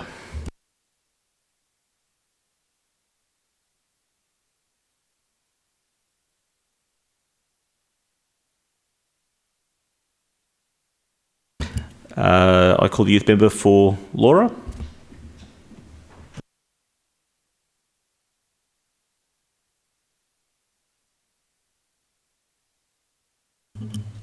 Thank you, Mr. Speaker. I rise to speak on the crucial matter of repeat juvenile offending and the need for youth justice legislation to address and acknowledge this. Young people are the future, yet many find their futures thrown away behind bars. These juvenile offenders, disproportionate amounts coming from a history of family, health, behavioural and educational struggles, find themselves caught in a vicious cycle of criminalisation before they can even reach the ballots. with statistics stressing how 10% of juvenile offenders are responsible for 44% of youth crime, and out of the juvenile offenders with a proven offence, 74% were charged again within 12 months. Action must be taken right now. While current legislation policing this exists, including the Youth Justice Act 1992 and the Criminal Code Act 1899, this issue still requires immediate attention to not only ensure the protection of communities, but to protect the vulnerabilities and futures of our youth. Rather than brushing this matter under the rug and only dealing with the once young people already caught up in a web of recidivism, the root of this issue must be attacked and support must be offered to communities at risk. So, how about instead of throwing Australian taxpayer dollars into burning fossil fuels, ruining the futures of our youth, we start putting our money where our mouth is and invest in our future, invest in our youth. I call the youth member for Cooper. Thank you, Mr. Speaker. I draw the attention of the House 1,681 kilometres north of where we are gathered today. 2 hours west of Cairns is my hometown of Yungabarra, which I represent as a distance education student. In my town, in the months of 2021, there has been 3 cases of teenage suicide and multiple drug-related incidents on the basis of mental health. For your youth of regional Queensland, living away from the city means silence. It means becoming a statistic in a report that will end up disregarded with the rest. It means suffering with no support. The regional youth of Australia is lacking support in all areas, and we need to act now. I call on the government, those present today, to challenge their own parties with the task of supporting regional communities and their mental health. I ask you to realise that just because we don't come from cities does not make us less. We are still children of your great Queensland state. We need your support now more than ever, before we are known for being children of a dying state. Thank you, Mr. Speaker. I call the youth member for Mooney. Thank you, Mr. Speaker. I rise today to speak about a very important issue affecting Queensland society, that of women. Currently in Australia, domestic violence is an extremely prevalent issue. This issue is devastating across the whole of Australia. 1 in 4 women have experienced violence by an intimate partner since 15, and 1 woman every 9 days is murdered by a domestic partner. The need for change was brought up by Prime Minister Scott Morrison at the recent Women's Safety Summit, which discussed and exposed the violence women are experiencing behind closed doors. However, what is being done? Whilst this issue is prevalent throughout all of Australia, it falls within state jurisdiction. The power to legislate on matters relating to criminal law, in particular laws relating to safety of women, falls to the states. Therefore, I urge members of Parliament to consider amendments to the Domestic and Family Protection Act 2012. This is especially important regarding the recent COVID pandemic, whereby more women and men are forced to be at home. Thank you, Mr. Speaker. I call the youth member for Dawson.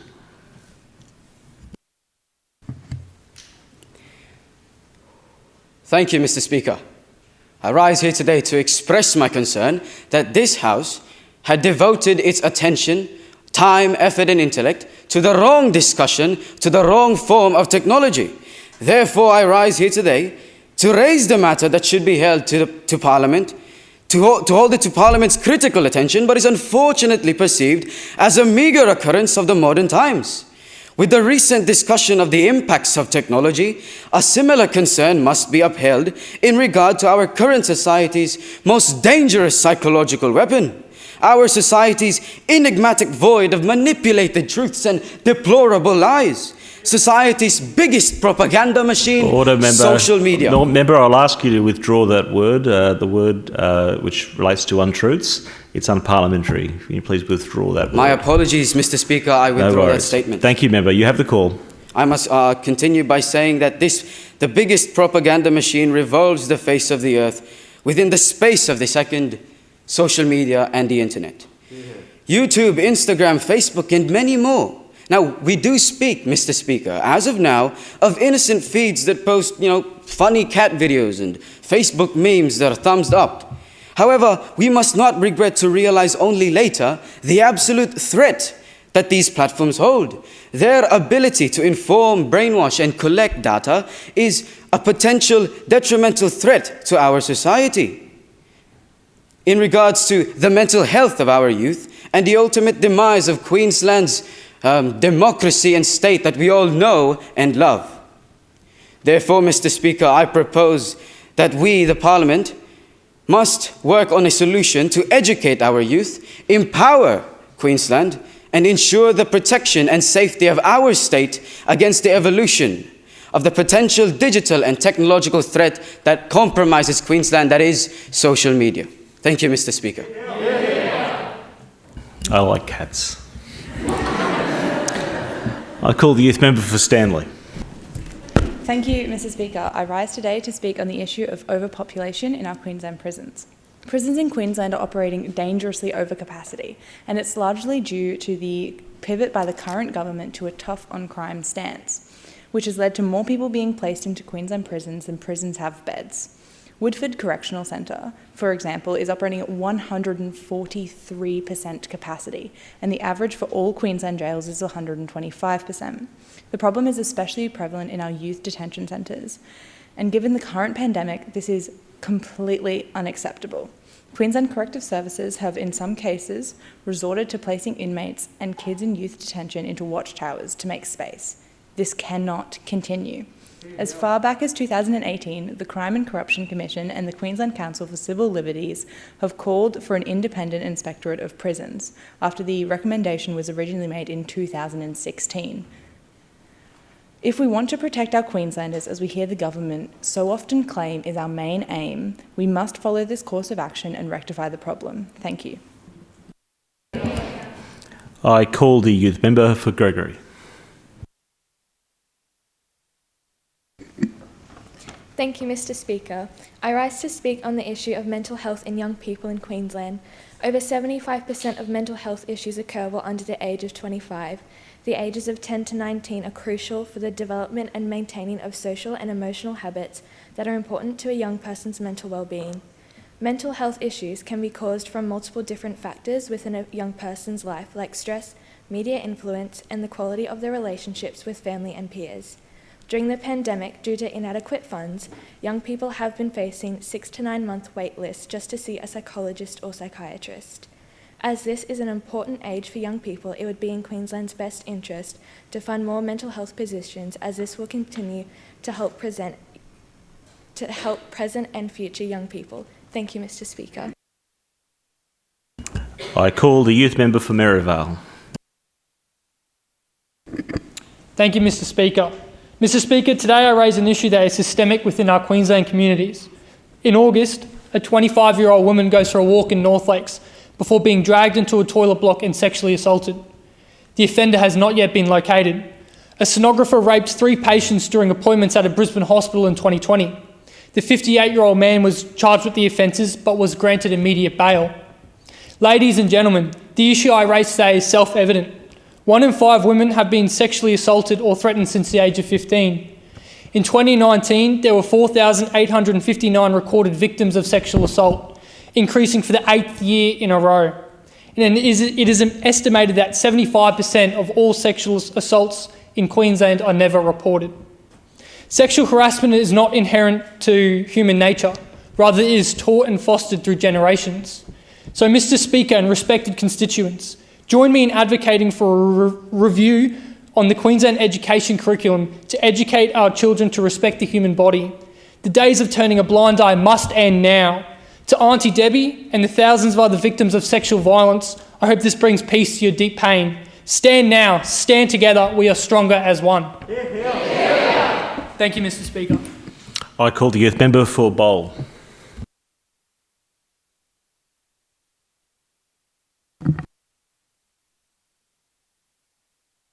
You'll need your mic on, sorry.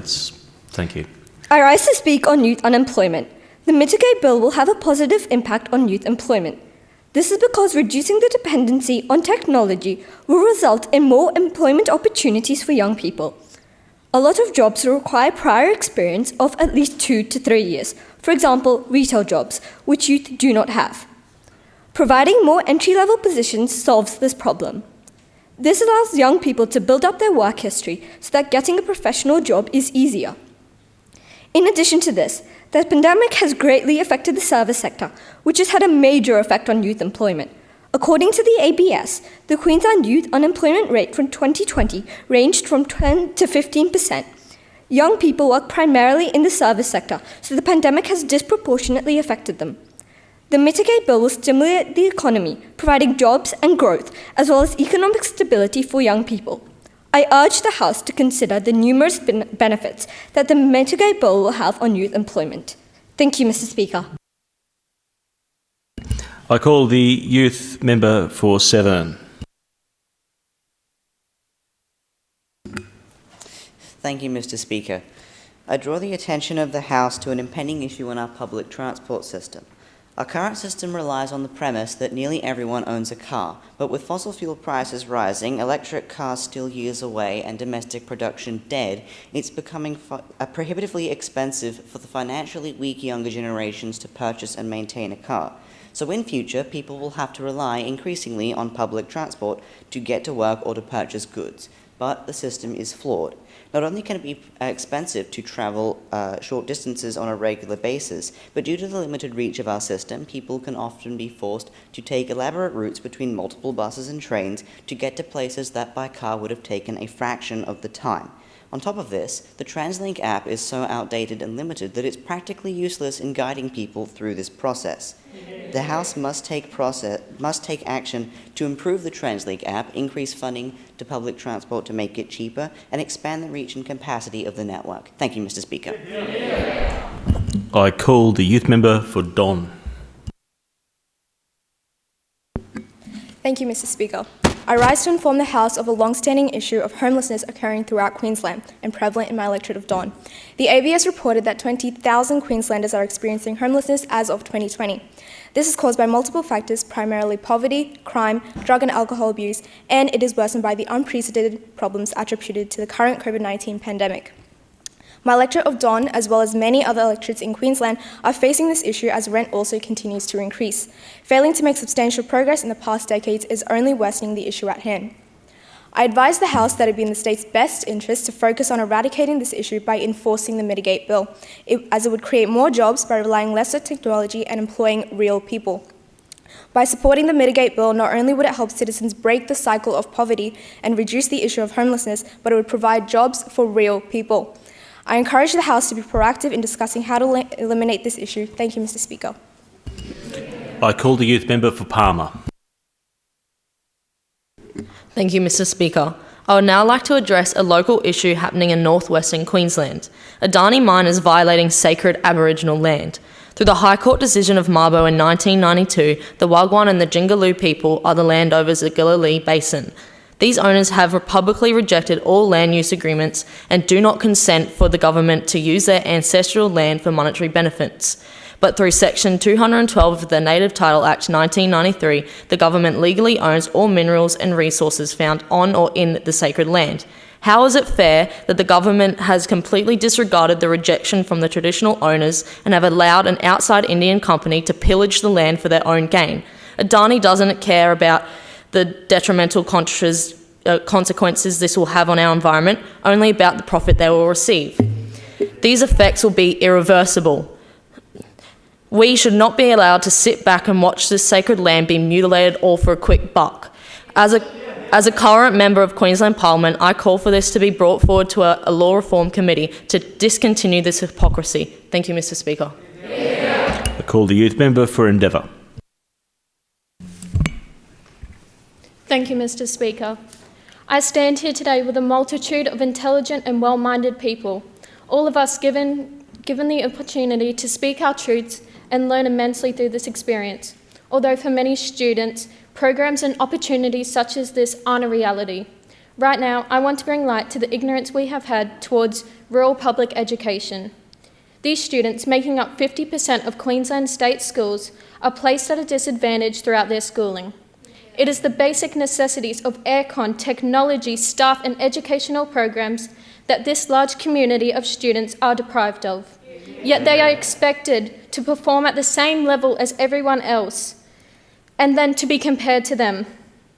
Australia, to this day, still has a large urban compared to regional achievement gap along with the heavy effects of being understaffed of teachers. So I ask, how long of watching schools and students fight to not only catch up, but be in an even playing field to begin with, has to go on for us to place our attention and priority on not making these schools into metropolitan norms, exactly, but supporting them by ensuring they are given equal opportunities, pathways, really just given a comfortable and well-maintained environment, because they are just as much a considerable part of the youth that will lead this country in the future. Thank you, Mr. Speaker. I call the youth member for Maranoa. Thank you, Mr. Speaker. I'm honoured to be present here and talk about the sheer unfairness of Queensland's minimum mandatory sentencing for murder. In Queensland, sentencing for murder under the Criminal Code Act 1899, Section 302, does not provide equitable outcomes for stakeholders, as it fails to consider the individual circumstances of offenders. According to our current law, both a first-time and a recidivist offender are sentenced under the same legislation. When you put this into perspective, the unfairness is appalling. Under our current law, a mother who unintentionally forgets her young child inside a car and a man who brutally murders a pregnant 16-year-old are considered murderers and sent to jail. Not only does the mother have to suffer the unbearable pain of losing her own child, but also endure jail time. This should not be what justice looks like in Queensland. Many situations like this have repeatedly shown the discrepancy of our murder laws, and now it's time we make a change. So I ask the House to just consider this. Should we Queenslanders be viewing all those who commit murder the same way? Thank you, Mr. Speaker. I call the youth member for Flinders. Thank you, Mr. Speaker. I would like to take this time to bring the House's attention to the matter of criminal responsibility age in Queensland.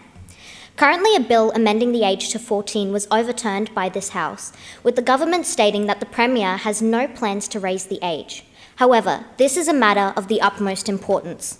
The bill was prompted by the United Nations Human Rights Council during the Universal Periodic Review as a key concern for Australia. The United Nations has recommended to raise the age to 14.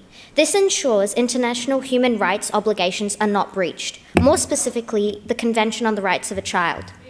In the Criminal Code Act, Chapter 5, Section 29, Subsection 1, any person under the age of 10 is not criminally responsible for any act or omission, but under Subsection 2, a person under the age of 14 is not responsible unless it is proven that the person has the capacity to comprehend their actions.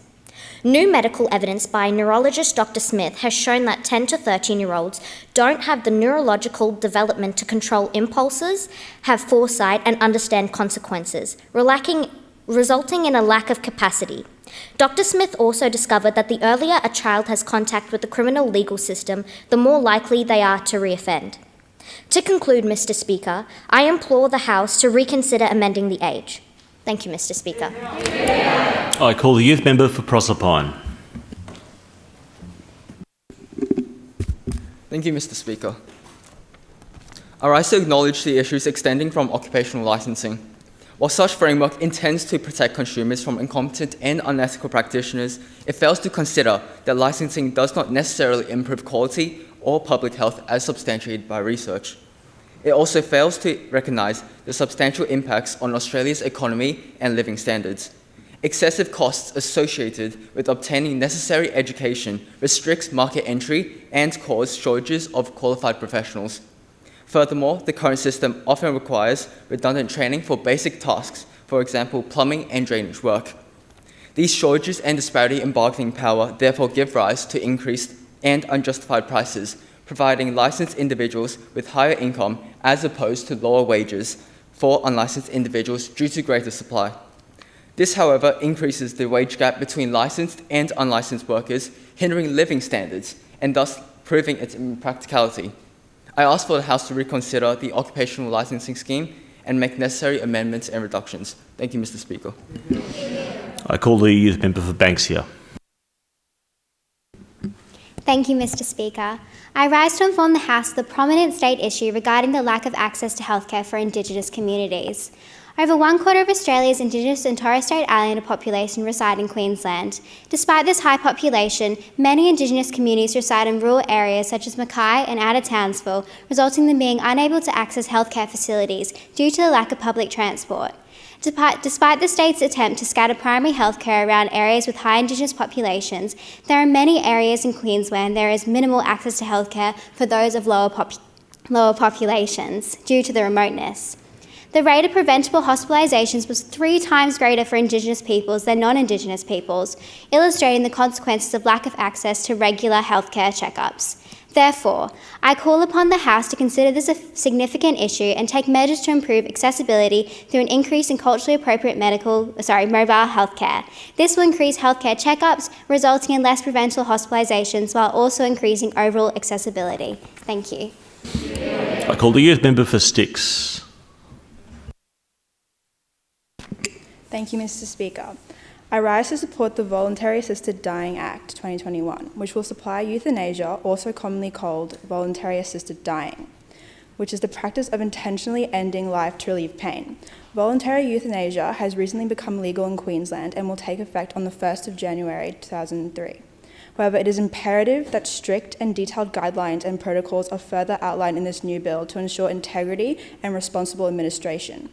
Deputy Premier Stephen Miles claims that palliative care and voluntary assisted dying are complementary policies which offer more options to terminally ill.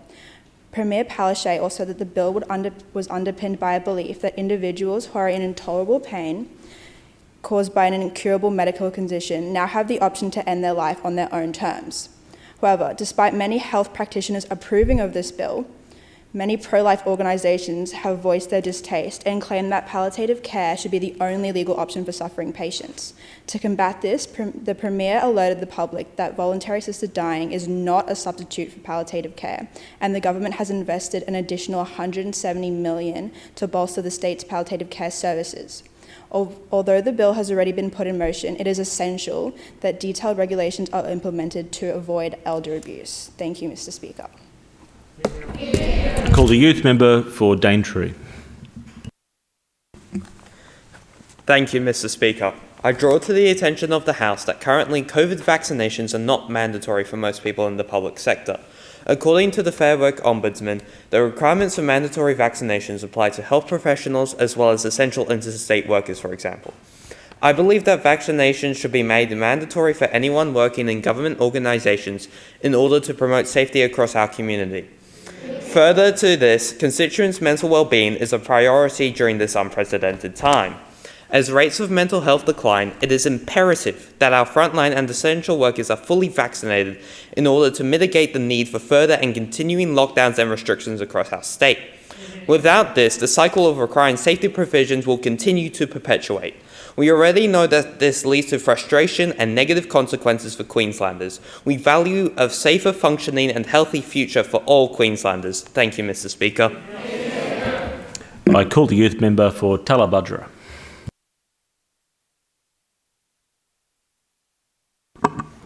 Thank you, Mr. Speaker. I draw to the attention of the House the alarmingly low vaccination rates which are present in regional sections of Queensland. With the federal government preparing the country for the opening of international borders, the onus is left on the state to prepare itself. Compared to New South Wales' lowest vaccination rate of 73.1%, it is quite embarrassing that areas in regional Queensland have got rates as low as 49.6%.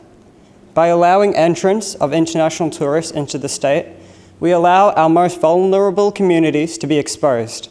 Therefore, I plead to the House and the relevant ministers to action a plan to protect these communities. Thank you, Mr. Speaker. I call the youth member for Baloo. Thank you, Mr. Speaker. Today I would like to discuss the topic of mental health in younger people. These generations of younger members are the first generation in history to be exposed to bad news 24 hours a day, 7 days a week, with just a touch of a fingerprint or a quick glance at a screen.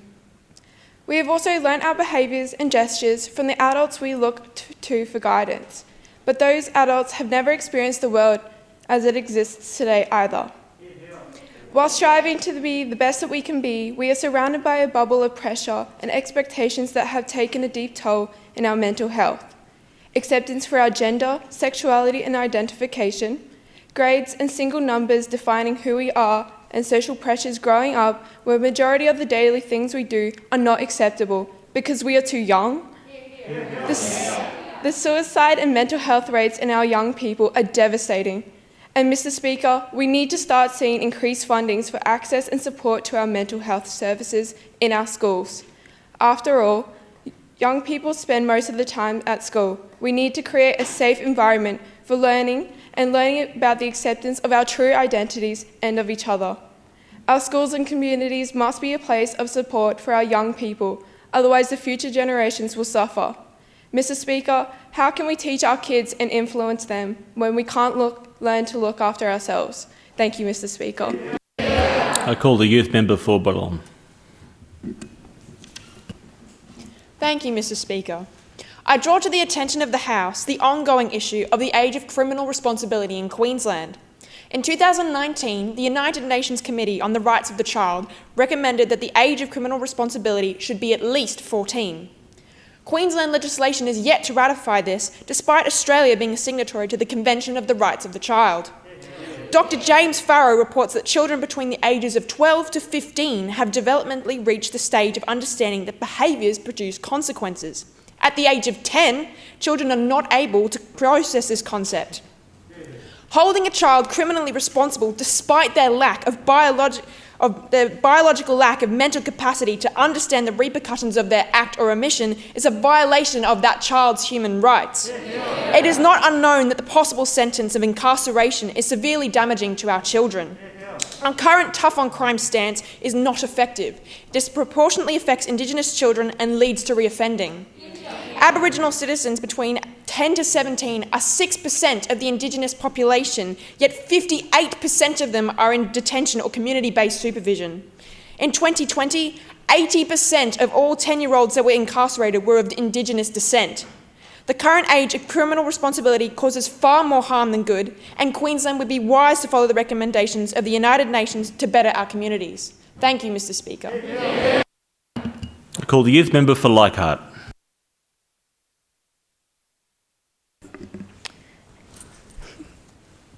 Thank you, Mr. Speaker. I rise to speak on the important issue of sexual assault in our community. Rises in sexual assault reports and victims feeling fearful to speak up are evident that a change must be made. Everyone should be concerned about the rise of sexual assaults across our state, as it can impact anyone, whether it be yourself, a family member, a loved one, or the broader community. More specifically, women are at a higher risk of experiencing actions of sexual assault. According to the Australian Bureau of Statistics Personal Safety Crime Survey in 2019, women and girls made up 84.6% of victims of recorded sexual assaults in Queensland. Women who have reported sexual assaults are reluctant to speak up as they feel the issue is commonly ignored or undermined. This is a valid concern as information from Queensland Police indicate that 1 in 5 sexual assault reports are rejected or dismissed in Queensland. The women of this state should feel safe from sexual harm or harassment. Changes need to be made to help Queensland citizens feel safe and comfortable speaking up and to reduce the rises in sexual assault on all peoples. Thank you, Mr. Speaker. I call the youth member for Ross.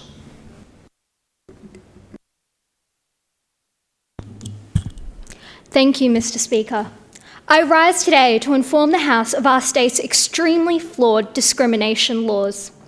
In Queensland, although we have an Anti-Discrimination Act established in 1991, all religious institutions are exempt, provided that the discrimination can be justified by religious belief. While the right and freedom to practice one's faith is valued in our diverse state, the rights and sometimes even safety of another should never be compromised as a result. Equality, safety, and access to equal opportunity are basic rights under the Declaration of Human Rights.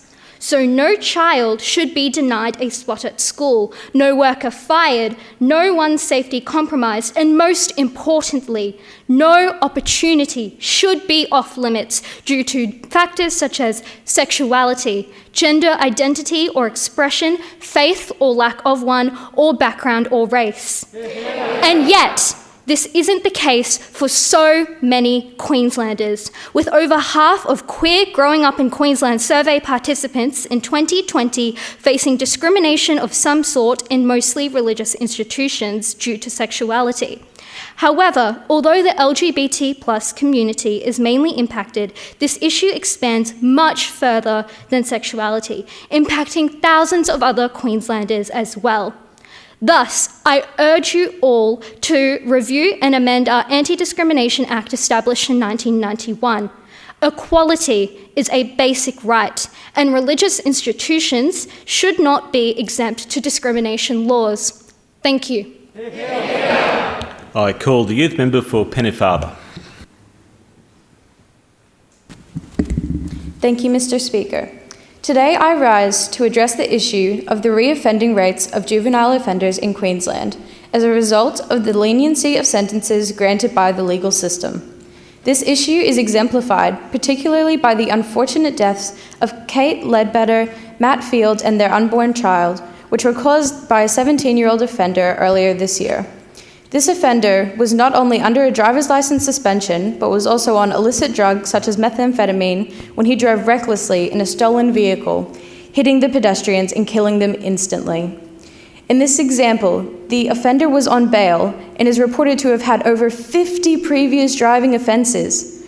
Due to the juvenile justice system's lenient punishments, this offender was repeatedly enabled to continue offending. Serious reform is needed in order to protect all Queenslanders and in order to provide the necessary rehabilitation for these juvenile offenders. As a government, it is our duty to implement this reform for the benefit of our state. Thank you, Mr. Speaker. Call the youth member for Tully. Thank you, Mr. Speaker. I rise today to inform the House of the prevalent and disappointing issue of hostile architecture, otherwise known as anti-homeless architecture. Throughout Queensland, we can find anything from spikes on a sheltered area of footpath to steps being made too small to rest on. Whilst our homeless population should never be expected to sleep on a staircase, the Queensland Government shares that 1 in every 200 Queenslanders are currently experiencing homelessness, and there is no feasible way to accommodate every one of these people in a timely manner. Thus, I urge the House to ban the use of architecture designed to exclude the types of people that society may consider undesirable. The incoming $3 billion Queen's Wharf Casino, for example, plans to include features that minimise antisocial behaviour, such as, and I quote, fixed armrests that prevent sleeping on furniture. Discouraging people from sleeping in open spaces only increases their risk of harm. I remind the House that ignoring a problem doesn't just make it go away. We can do better. Thank you, Mr. Speaker. I call the youth member for Gilbert. Thank you, Mr. Speaker. I would like to advise the House of the recent events and the issues of Queensland, of youth justice, youth crime, youths breaking their bail conditions, youths committing high severity of crimes, and causing other issues of people becoming vigilantes. These issues have been partly addressed with the changes to the original Youth Act 1992, with the 2021 amendments changing the presumption of bail to against the defender, including GPS trackers as a bail condition and more onus on parents. These amendments, however, do not go as far as they should, with more changes needing to fix this issue. The problem arising from youth crime has caused fatalities, including the accident causing the death of Jennifer Board, where she was hit by a car of vigilantes chasing down youths at just before 10 p.m. Another instance where a couple was hit with their unborn baby by a stolen car that was driven by a 17-year-old boy at high speeds. The amendment that is needed to make this change to the issue is to add a curfew. The proposal curfew I make would be to include 8 p.m. for 14 and under, and a curfew of 10 p.m. for 15 to 17-year-olds, with fines of $250 for people who are caught out at night during these curfews. This amendment is needed to fix the problems and the issues of youth crimes today. Thank you, Mr. Speaker. I call the youth member for Ithaca. Thank you, Mr. Speaker. I rise to speak on the matter of the youth justice system with specific regard to Queensland's minimum age of criminal responsibility. As stipulated by Section 29 of the Criminal Code Act 1899, the minimum age of criminal responsibility here in Queensland is 10 years of age. When compared to the global average of 14, this age is significantly low. In 2019, the UN Conventions on the Rights of a Child recommended states adopt a minimum age of criminal responsibility no lower than 14. However, our current laws continue to allow children as young as 10 to be prosecuted and imprisoned. This demonstrates that Queensland is out of line with international jurisdictions and that we fail to uphold our human rights obligations. Furthermore, research suggests that the minimum age of criminal responsibility does not align with the neurological development of an adolescent, and that recidivism in younger cohorts is more likely to occur if they encounter the youth justice system. Thus, I propose that the criminal age be raised from 10 to 14, and as such, an amendment to Section 29 of the aforementioned legislation be made. We must do better to provide our youth with just and equitable outcomes, and in doing so, fulfil the recommendation set forth by the United Nations to ensure that Australia is comparable to other democracies. Thank you, Mr. Speaker. I call the youth member for Barcoo. Thank you, Mr. Speaker. I rise to speak on the legalisation of recreational cannabis in Queensland. The Drug Misuse Act of 1986 is a piece of Queensland legislation that was enacted to crack down on drug traffickers and organised crime. This failed legislation, which includes listing cannabis as an illicit drug, and the backwards enforcement of this legislation have created a dire situation where the community is harmed more than it is protected. Every year, Queensland spends over $500 million on enforcing drug laws and imprisons 2,000 people. However, rather than targeting drug traffickers, 90% of cannabis arrests are patients and carers and other consumers committing victimless crimes, whose arrests led to significant adverse effects on employment, well-being, and education. Not only does this legislation target the wrong people, evidence also shows it is extremely ineffective in preventing illicit drug use, with a 144% increase in drug-related deaths since 1986 when the Drug Misuse Act was enacted. Illicit drugs are now responsible for more deaths than road accidents in Queensland. The Productivity Commission, the principal review and advisory body on a wide range of issues, has recommended the legalisation of cannabis and outlines the significant benefits of this law reform. First of all, due to moving it into taxable and legal markets and spending less on enforcing drug laws, simple decriminalisation of cannabis would create a cost benefit of $850 million a year, while fully legalizing it and regulating its supply creates a benefit of $1.2 billion, while moving $4 billion out of illegal markets, significantly reducing organized crime and drug trafficking, which the ban on cannabis failed to do. Other than the financial benefits, this reform would also reduce the harm from drug use due to more available treatment and rehabilitation, as well as the regulations on drug supply. And it is for these reasons that I implore the members to consider the legalisation of recreational cannabis use in Queensland. Thank you, Mr. Speaker. I call the youth member for Western.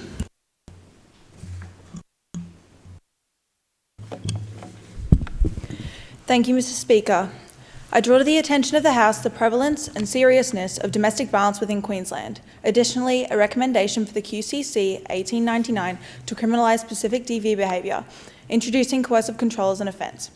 1 in 6 women and 1 in 9 men have experienced physical or sexual abuse before the age of 15. The rates are only increasing, and without recognising the signs of abuse early and until a serious death or injury occurs, offenders roam free. Although 98% of Australians recognise that violence against women and their children is a crime, reports of domestic violence are still sharply rising across Queensland, with the latest figures revealing police responding to, on average, more than 400 cases a day. Evidently, more must be done to stop this issue. Coercive control is characterised by behaviours that include emotional, mental and financial abuse, isolation, intimidation, sexual coercion, and cyberstalking. Criminalising this will help generate a better understanding of domestic violence, change attitudes within society and the legal system, helping the justice system to recognise more subtle forms of abuse. This current approach leaves many violent perpetrators, who are usually men, subject to minimal public sanctions for their inappropriate and often dangerous behaviour. In Scotland, 1,700 offences were recorded in the first year after coercive control laws were introduced there in April 2019. The fact that 96% of recorded incidents in that first year led to prosecutions shows the legislation works. with coercive control behaviour being the foundation of domestic abuse. Prosecuting this as a crime evidently would result in many victims able to take legal action. Additionally, preventing the tragic deaths that will continue to occur without recognising in a criminal sense the early signs. Thank you, Mr. Speaker. I call the youth member for Jardine.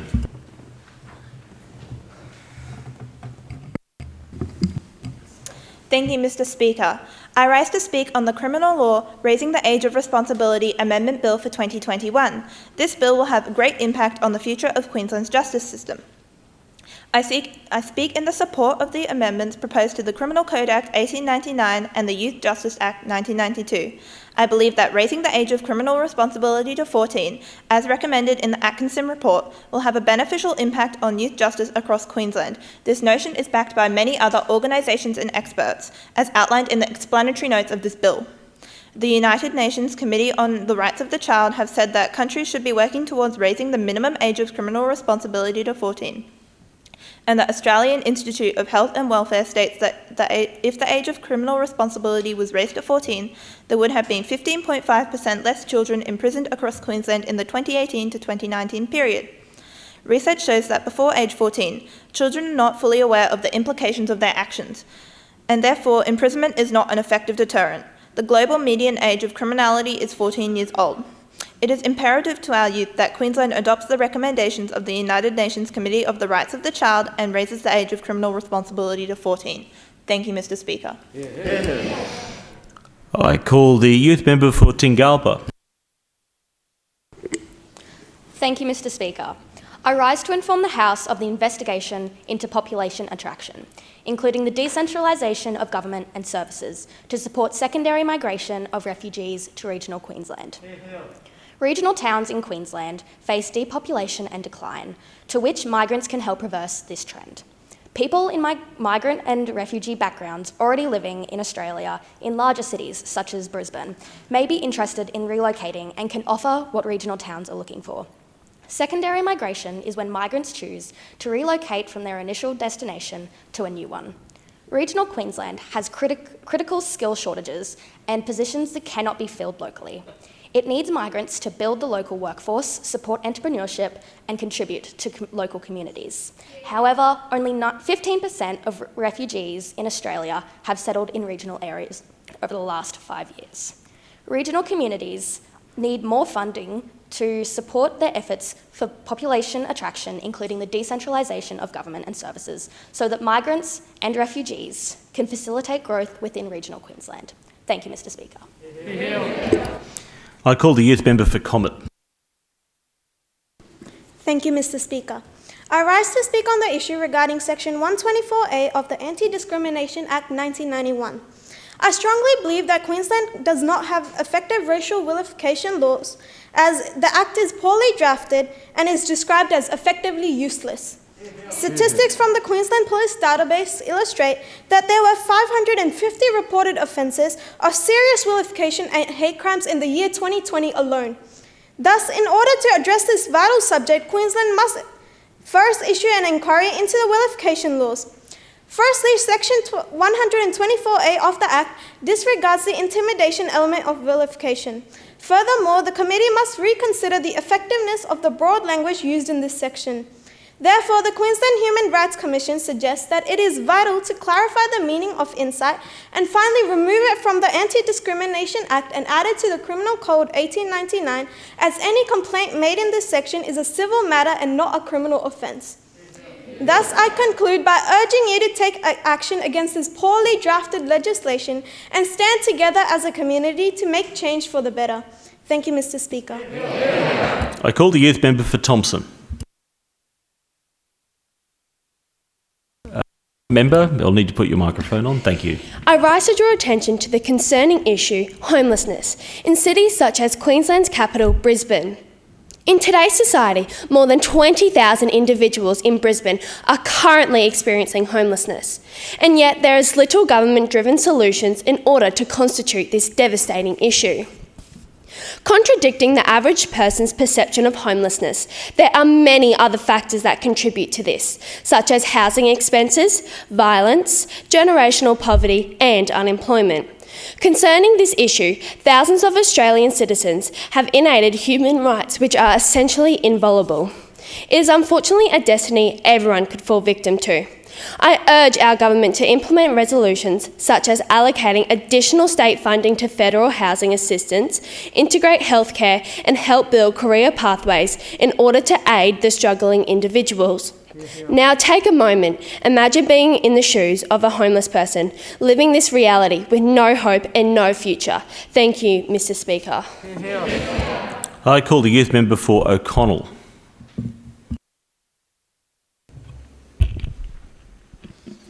Thank you, Mr. Speaker. I rise to speak on an overlooked opportunity to improve the well-being of Queensland youth. This opportunity comes through sport and has the potential to decrease youth crime, a growing issue in our state. The 2019 Queensland Crime Report found 17% of criminal offences were committed by youths aged between 15 and 19, the highest of any other age bracket. The Queensland Government is set to spend $5 billion on facilities for the most elite athletes for the 2032 Olympics. And while this is a huge success for Queensland sport, focus also needs to be on those who do not have the same platform. The 2019 Queensland Sport Survey on Children found time, travel and costs were the primary issues faced by Queensland parents in adolescent access to community sport. This highlights an opportunity for local governments to implement an initiative similar to the current upgrading of local playgrounds, which will improve and increase in facilities through designing public sporting areas which promote and attract community competition and are comparable to private facilities. Success can be seen from similar initiatives in America, such as Venice Beach and particularly Rocker Park, which has changed the reputation of these high crime areas. Through accessible and improved facilities, young people would be given more opportunity to participate in sport and physical activity, leading to more productive outlets of energy and thus crime prevention. Thank you, Member. Are there any members who have prepared material to speak in the adjournment debate? Otherwise, I will ask, the question is now that the House to now adjourn. Those of that opinion say aye. Aye. Those against, no. We rarely hear that. The ayes have it. Thank you, honourable youth members. I just wish to make a couple of brief remarks before formally going out to take individual photos, as I understand, which will happen next. I've been thoroughly impressed by the contributions that you've all made today. They've been thoughtful, well-researched, well-delivered, and it's been a pleasure to see your views on a range of issues. Clearly, you've had a mock debate today around legislation, and if that legislation were a real bill before the House, it would have been passed. It would have also then been given assent by the Governor, and of course would become law, which would be impacting the lives of nearly every Queenslander. So a great responsibility is held by those people elected to serve in the Queensland Parliament. There's been just over 1,000 people who have been elected to Queensland's Parliament in this House, as well as the former Legislative Council when it was in existence, and that's in the more than 150-year history of our Parliament in Queensland. So not a huge group of people, all things considered. So my words to you today will be to make you think about the broader democracy we live in, and the importance of a parliamentary democracy in terms of having an opportunity to speak, be able to contribute and pass legislation. People in this House are lawmakers, and of course there's a very important reason we have a separation of powers when it comes to our judiciary. Those people interpret the laws, and some of you, based on what I've heard today, may well be people who are lawmakers. Some of you will be those who are in the judicial system in a different capacity. And either way, I know you'll make a great contribution to our community. Finally, I just wanted to say that democracy is a participation sport. You have to get involved. Some of you won't be long before you are voting, and if that is the case, I urge you to think carefully about casting your vote, who you vote for, the reasons you vote for that individual, and ensure that they are someone who will meet the expectations that you have as a constituent. And if you're not getting involved in politics per se, there are plenty of ways to get involved in our democracy. You can join a group, an action group. You can join, with others to do community service. You can ask people to sign a petition about an issue that you're particularly passionate about. No matter what it is, though, get involved, be interested, continue to listen, and observe and learn about the importance of what happens.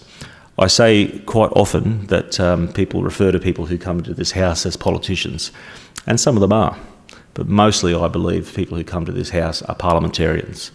They are people who want to effect change, and they want to do things in their community, and it's not about the individual, it's about what they can achieve.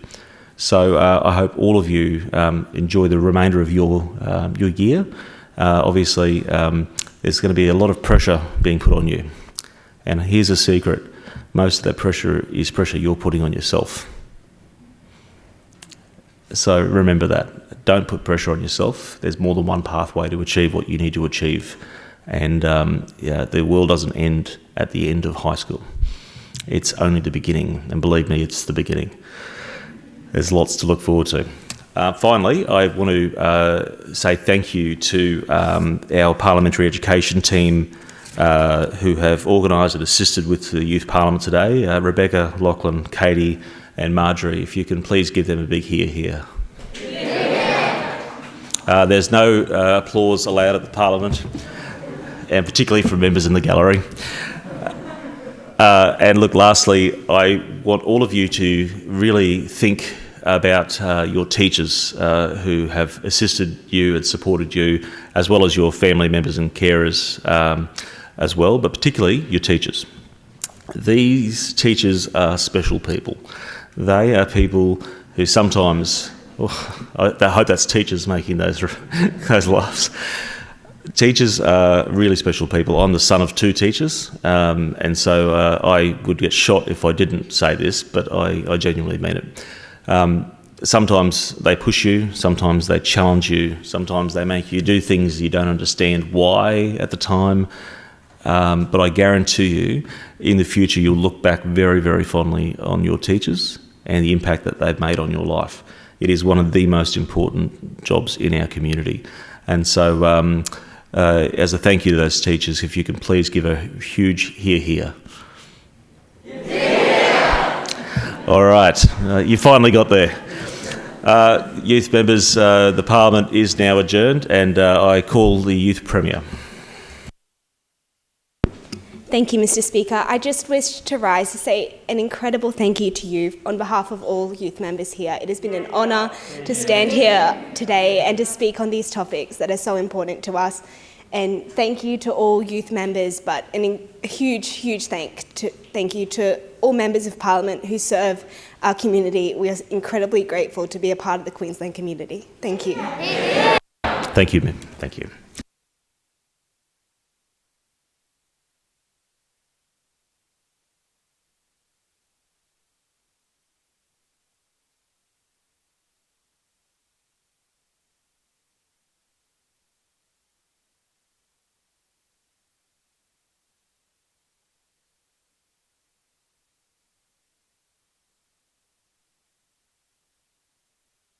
All right, thank you very much, youth members. Today has been absolutely fantastic. You have all acquitted yourselves very, very well.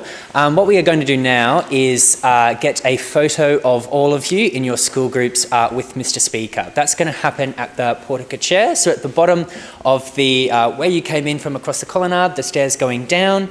Rebecca will be at the foot of those stairs, so if you just go and follow her. What we're going to do to make sure that we are COVID compliant is go in school groups. So just all take a seat for me quickly. The first group that is going to go down is we are going to get a member for Bloomfield. Could you perhaps help Rebecca open the bars? Thank you. So the first group that will get a photo all together with Mr. Speaker is going to be the Youth Sergeant at Arms, the Youth Premier and the Youth Leader of the Opposition.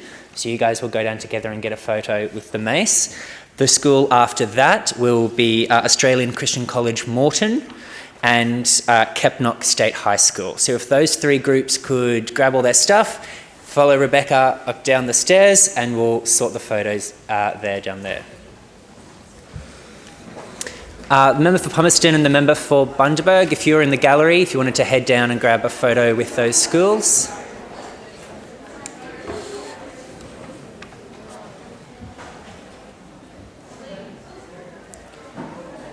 In the meantime, if anyone does need to go to the bathroom before you guys go, the bathrooms are just in this corridor here.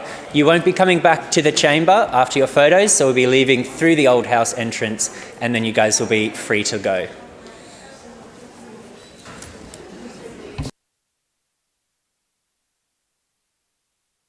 So you can just leave your booklets on the chairs, or if you want to take them with you, that's perfectly fine as well.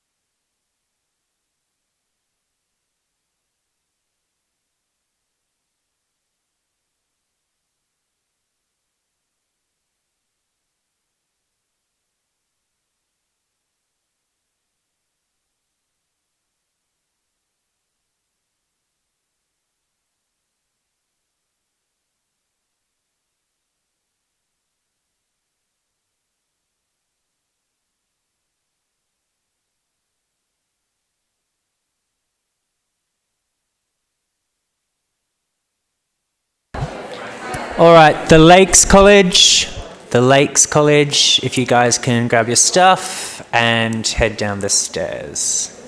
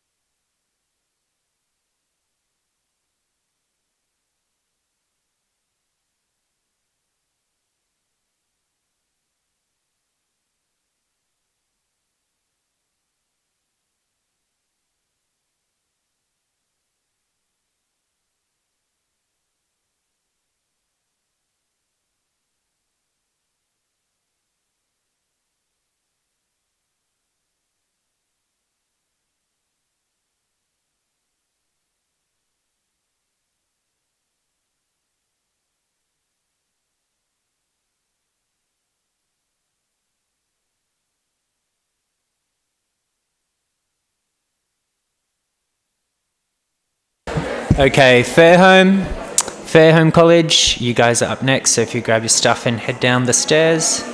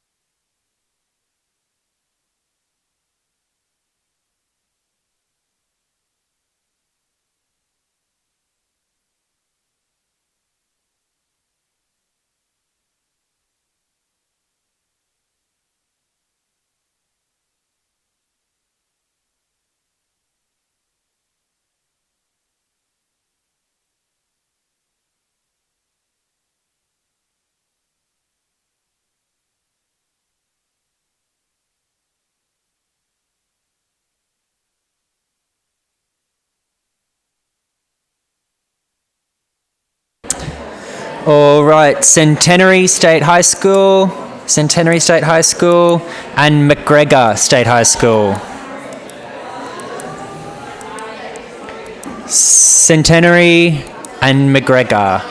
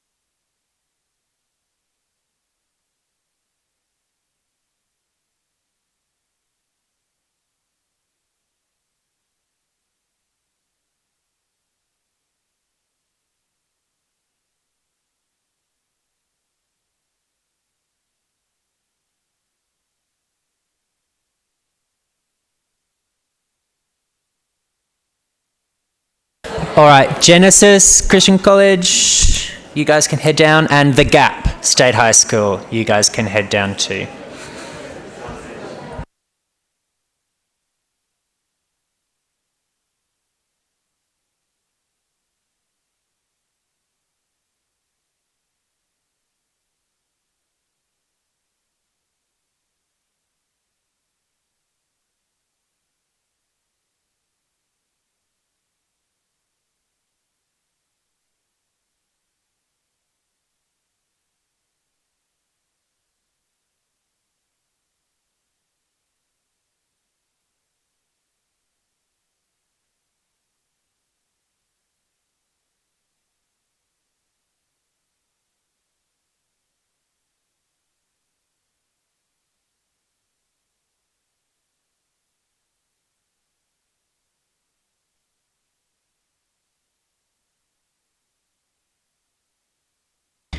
Okay, Wavell State High School and Grace Lutheran, you guys can head down.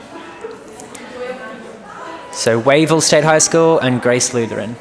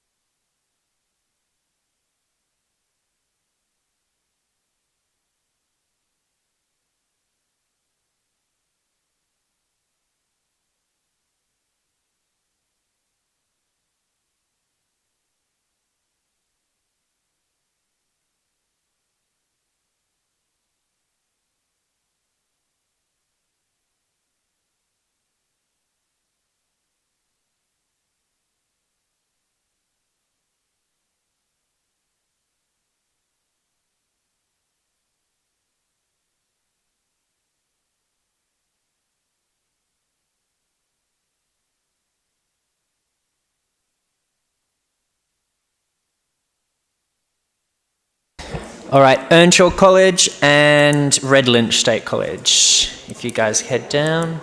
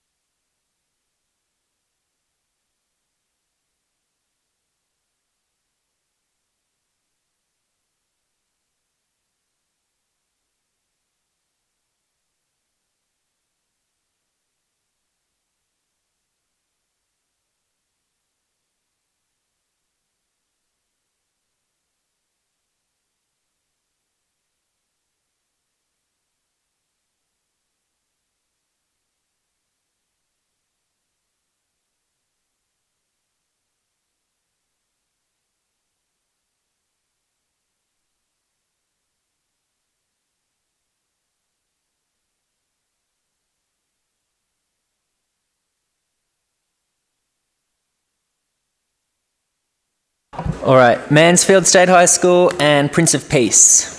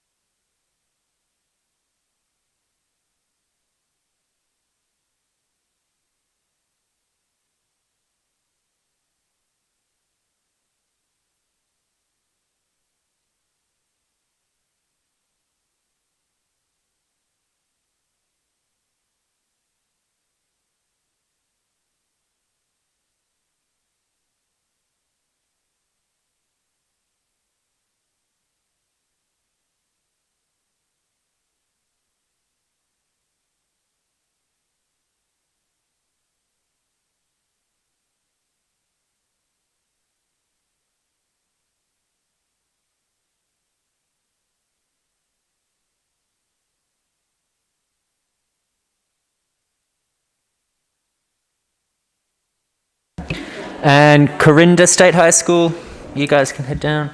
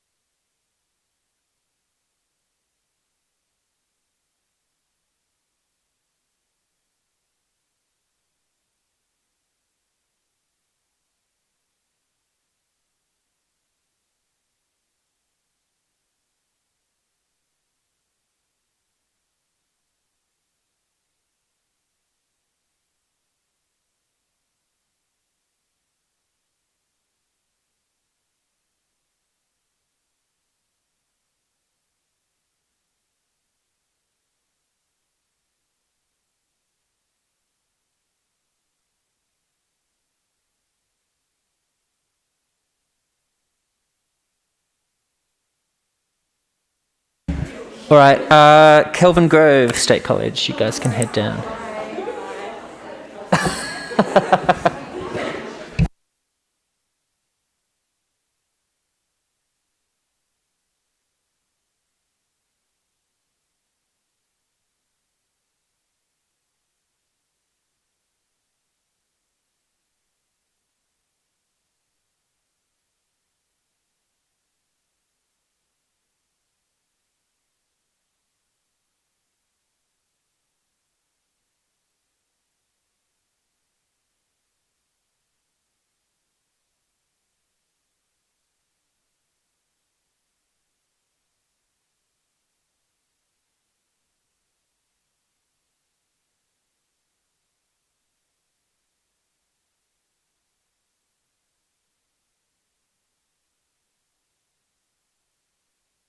All right, Brigidine.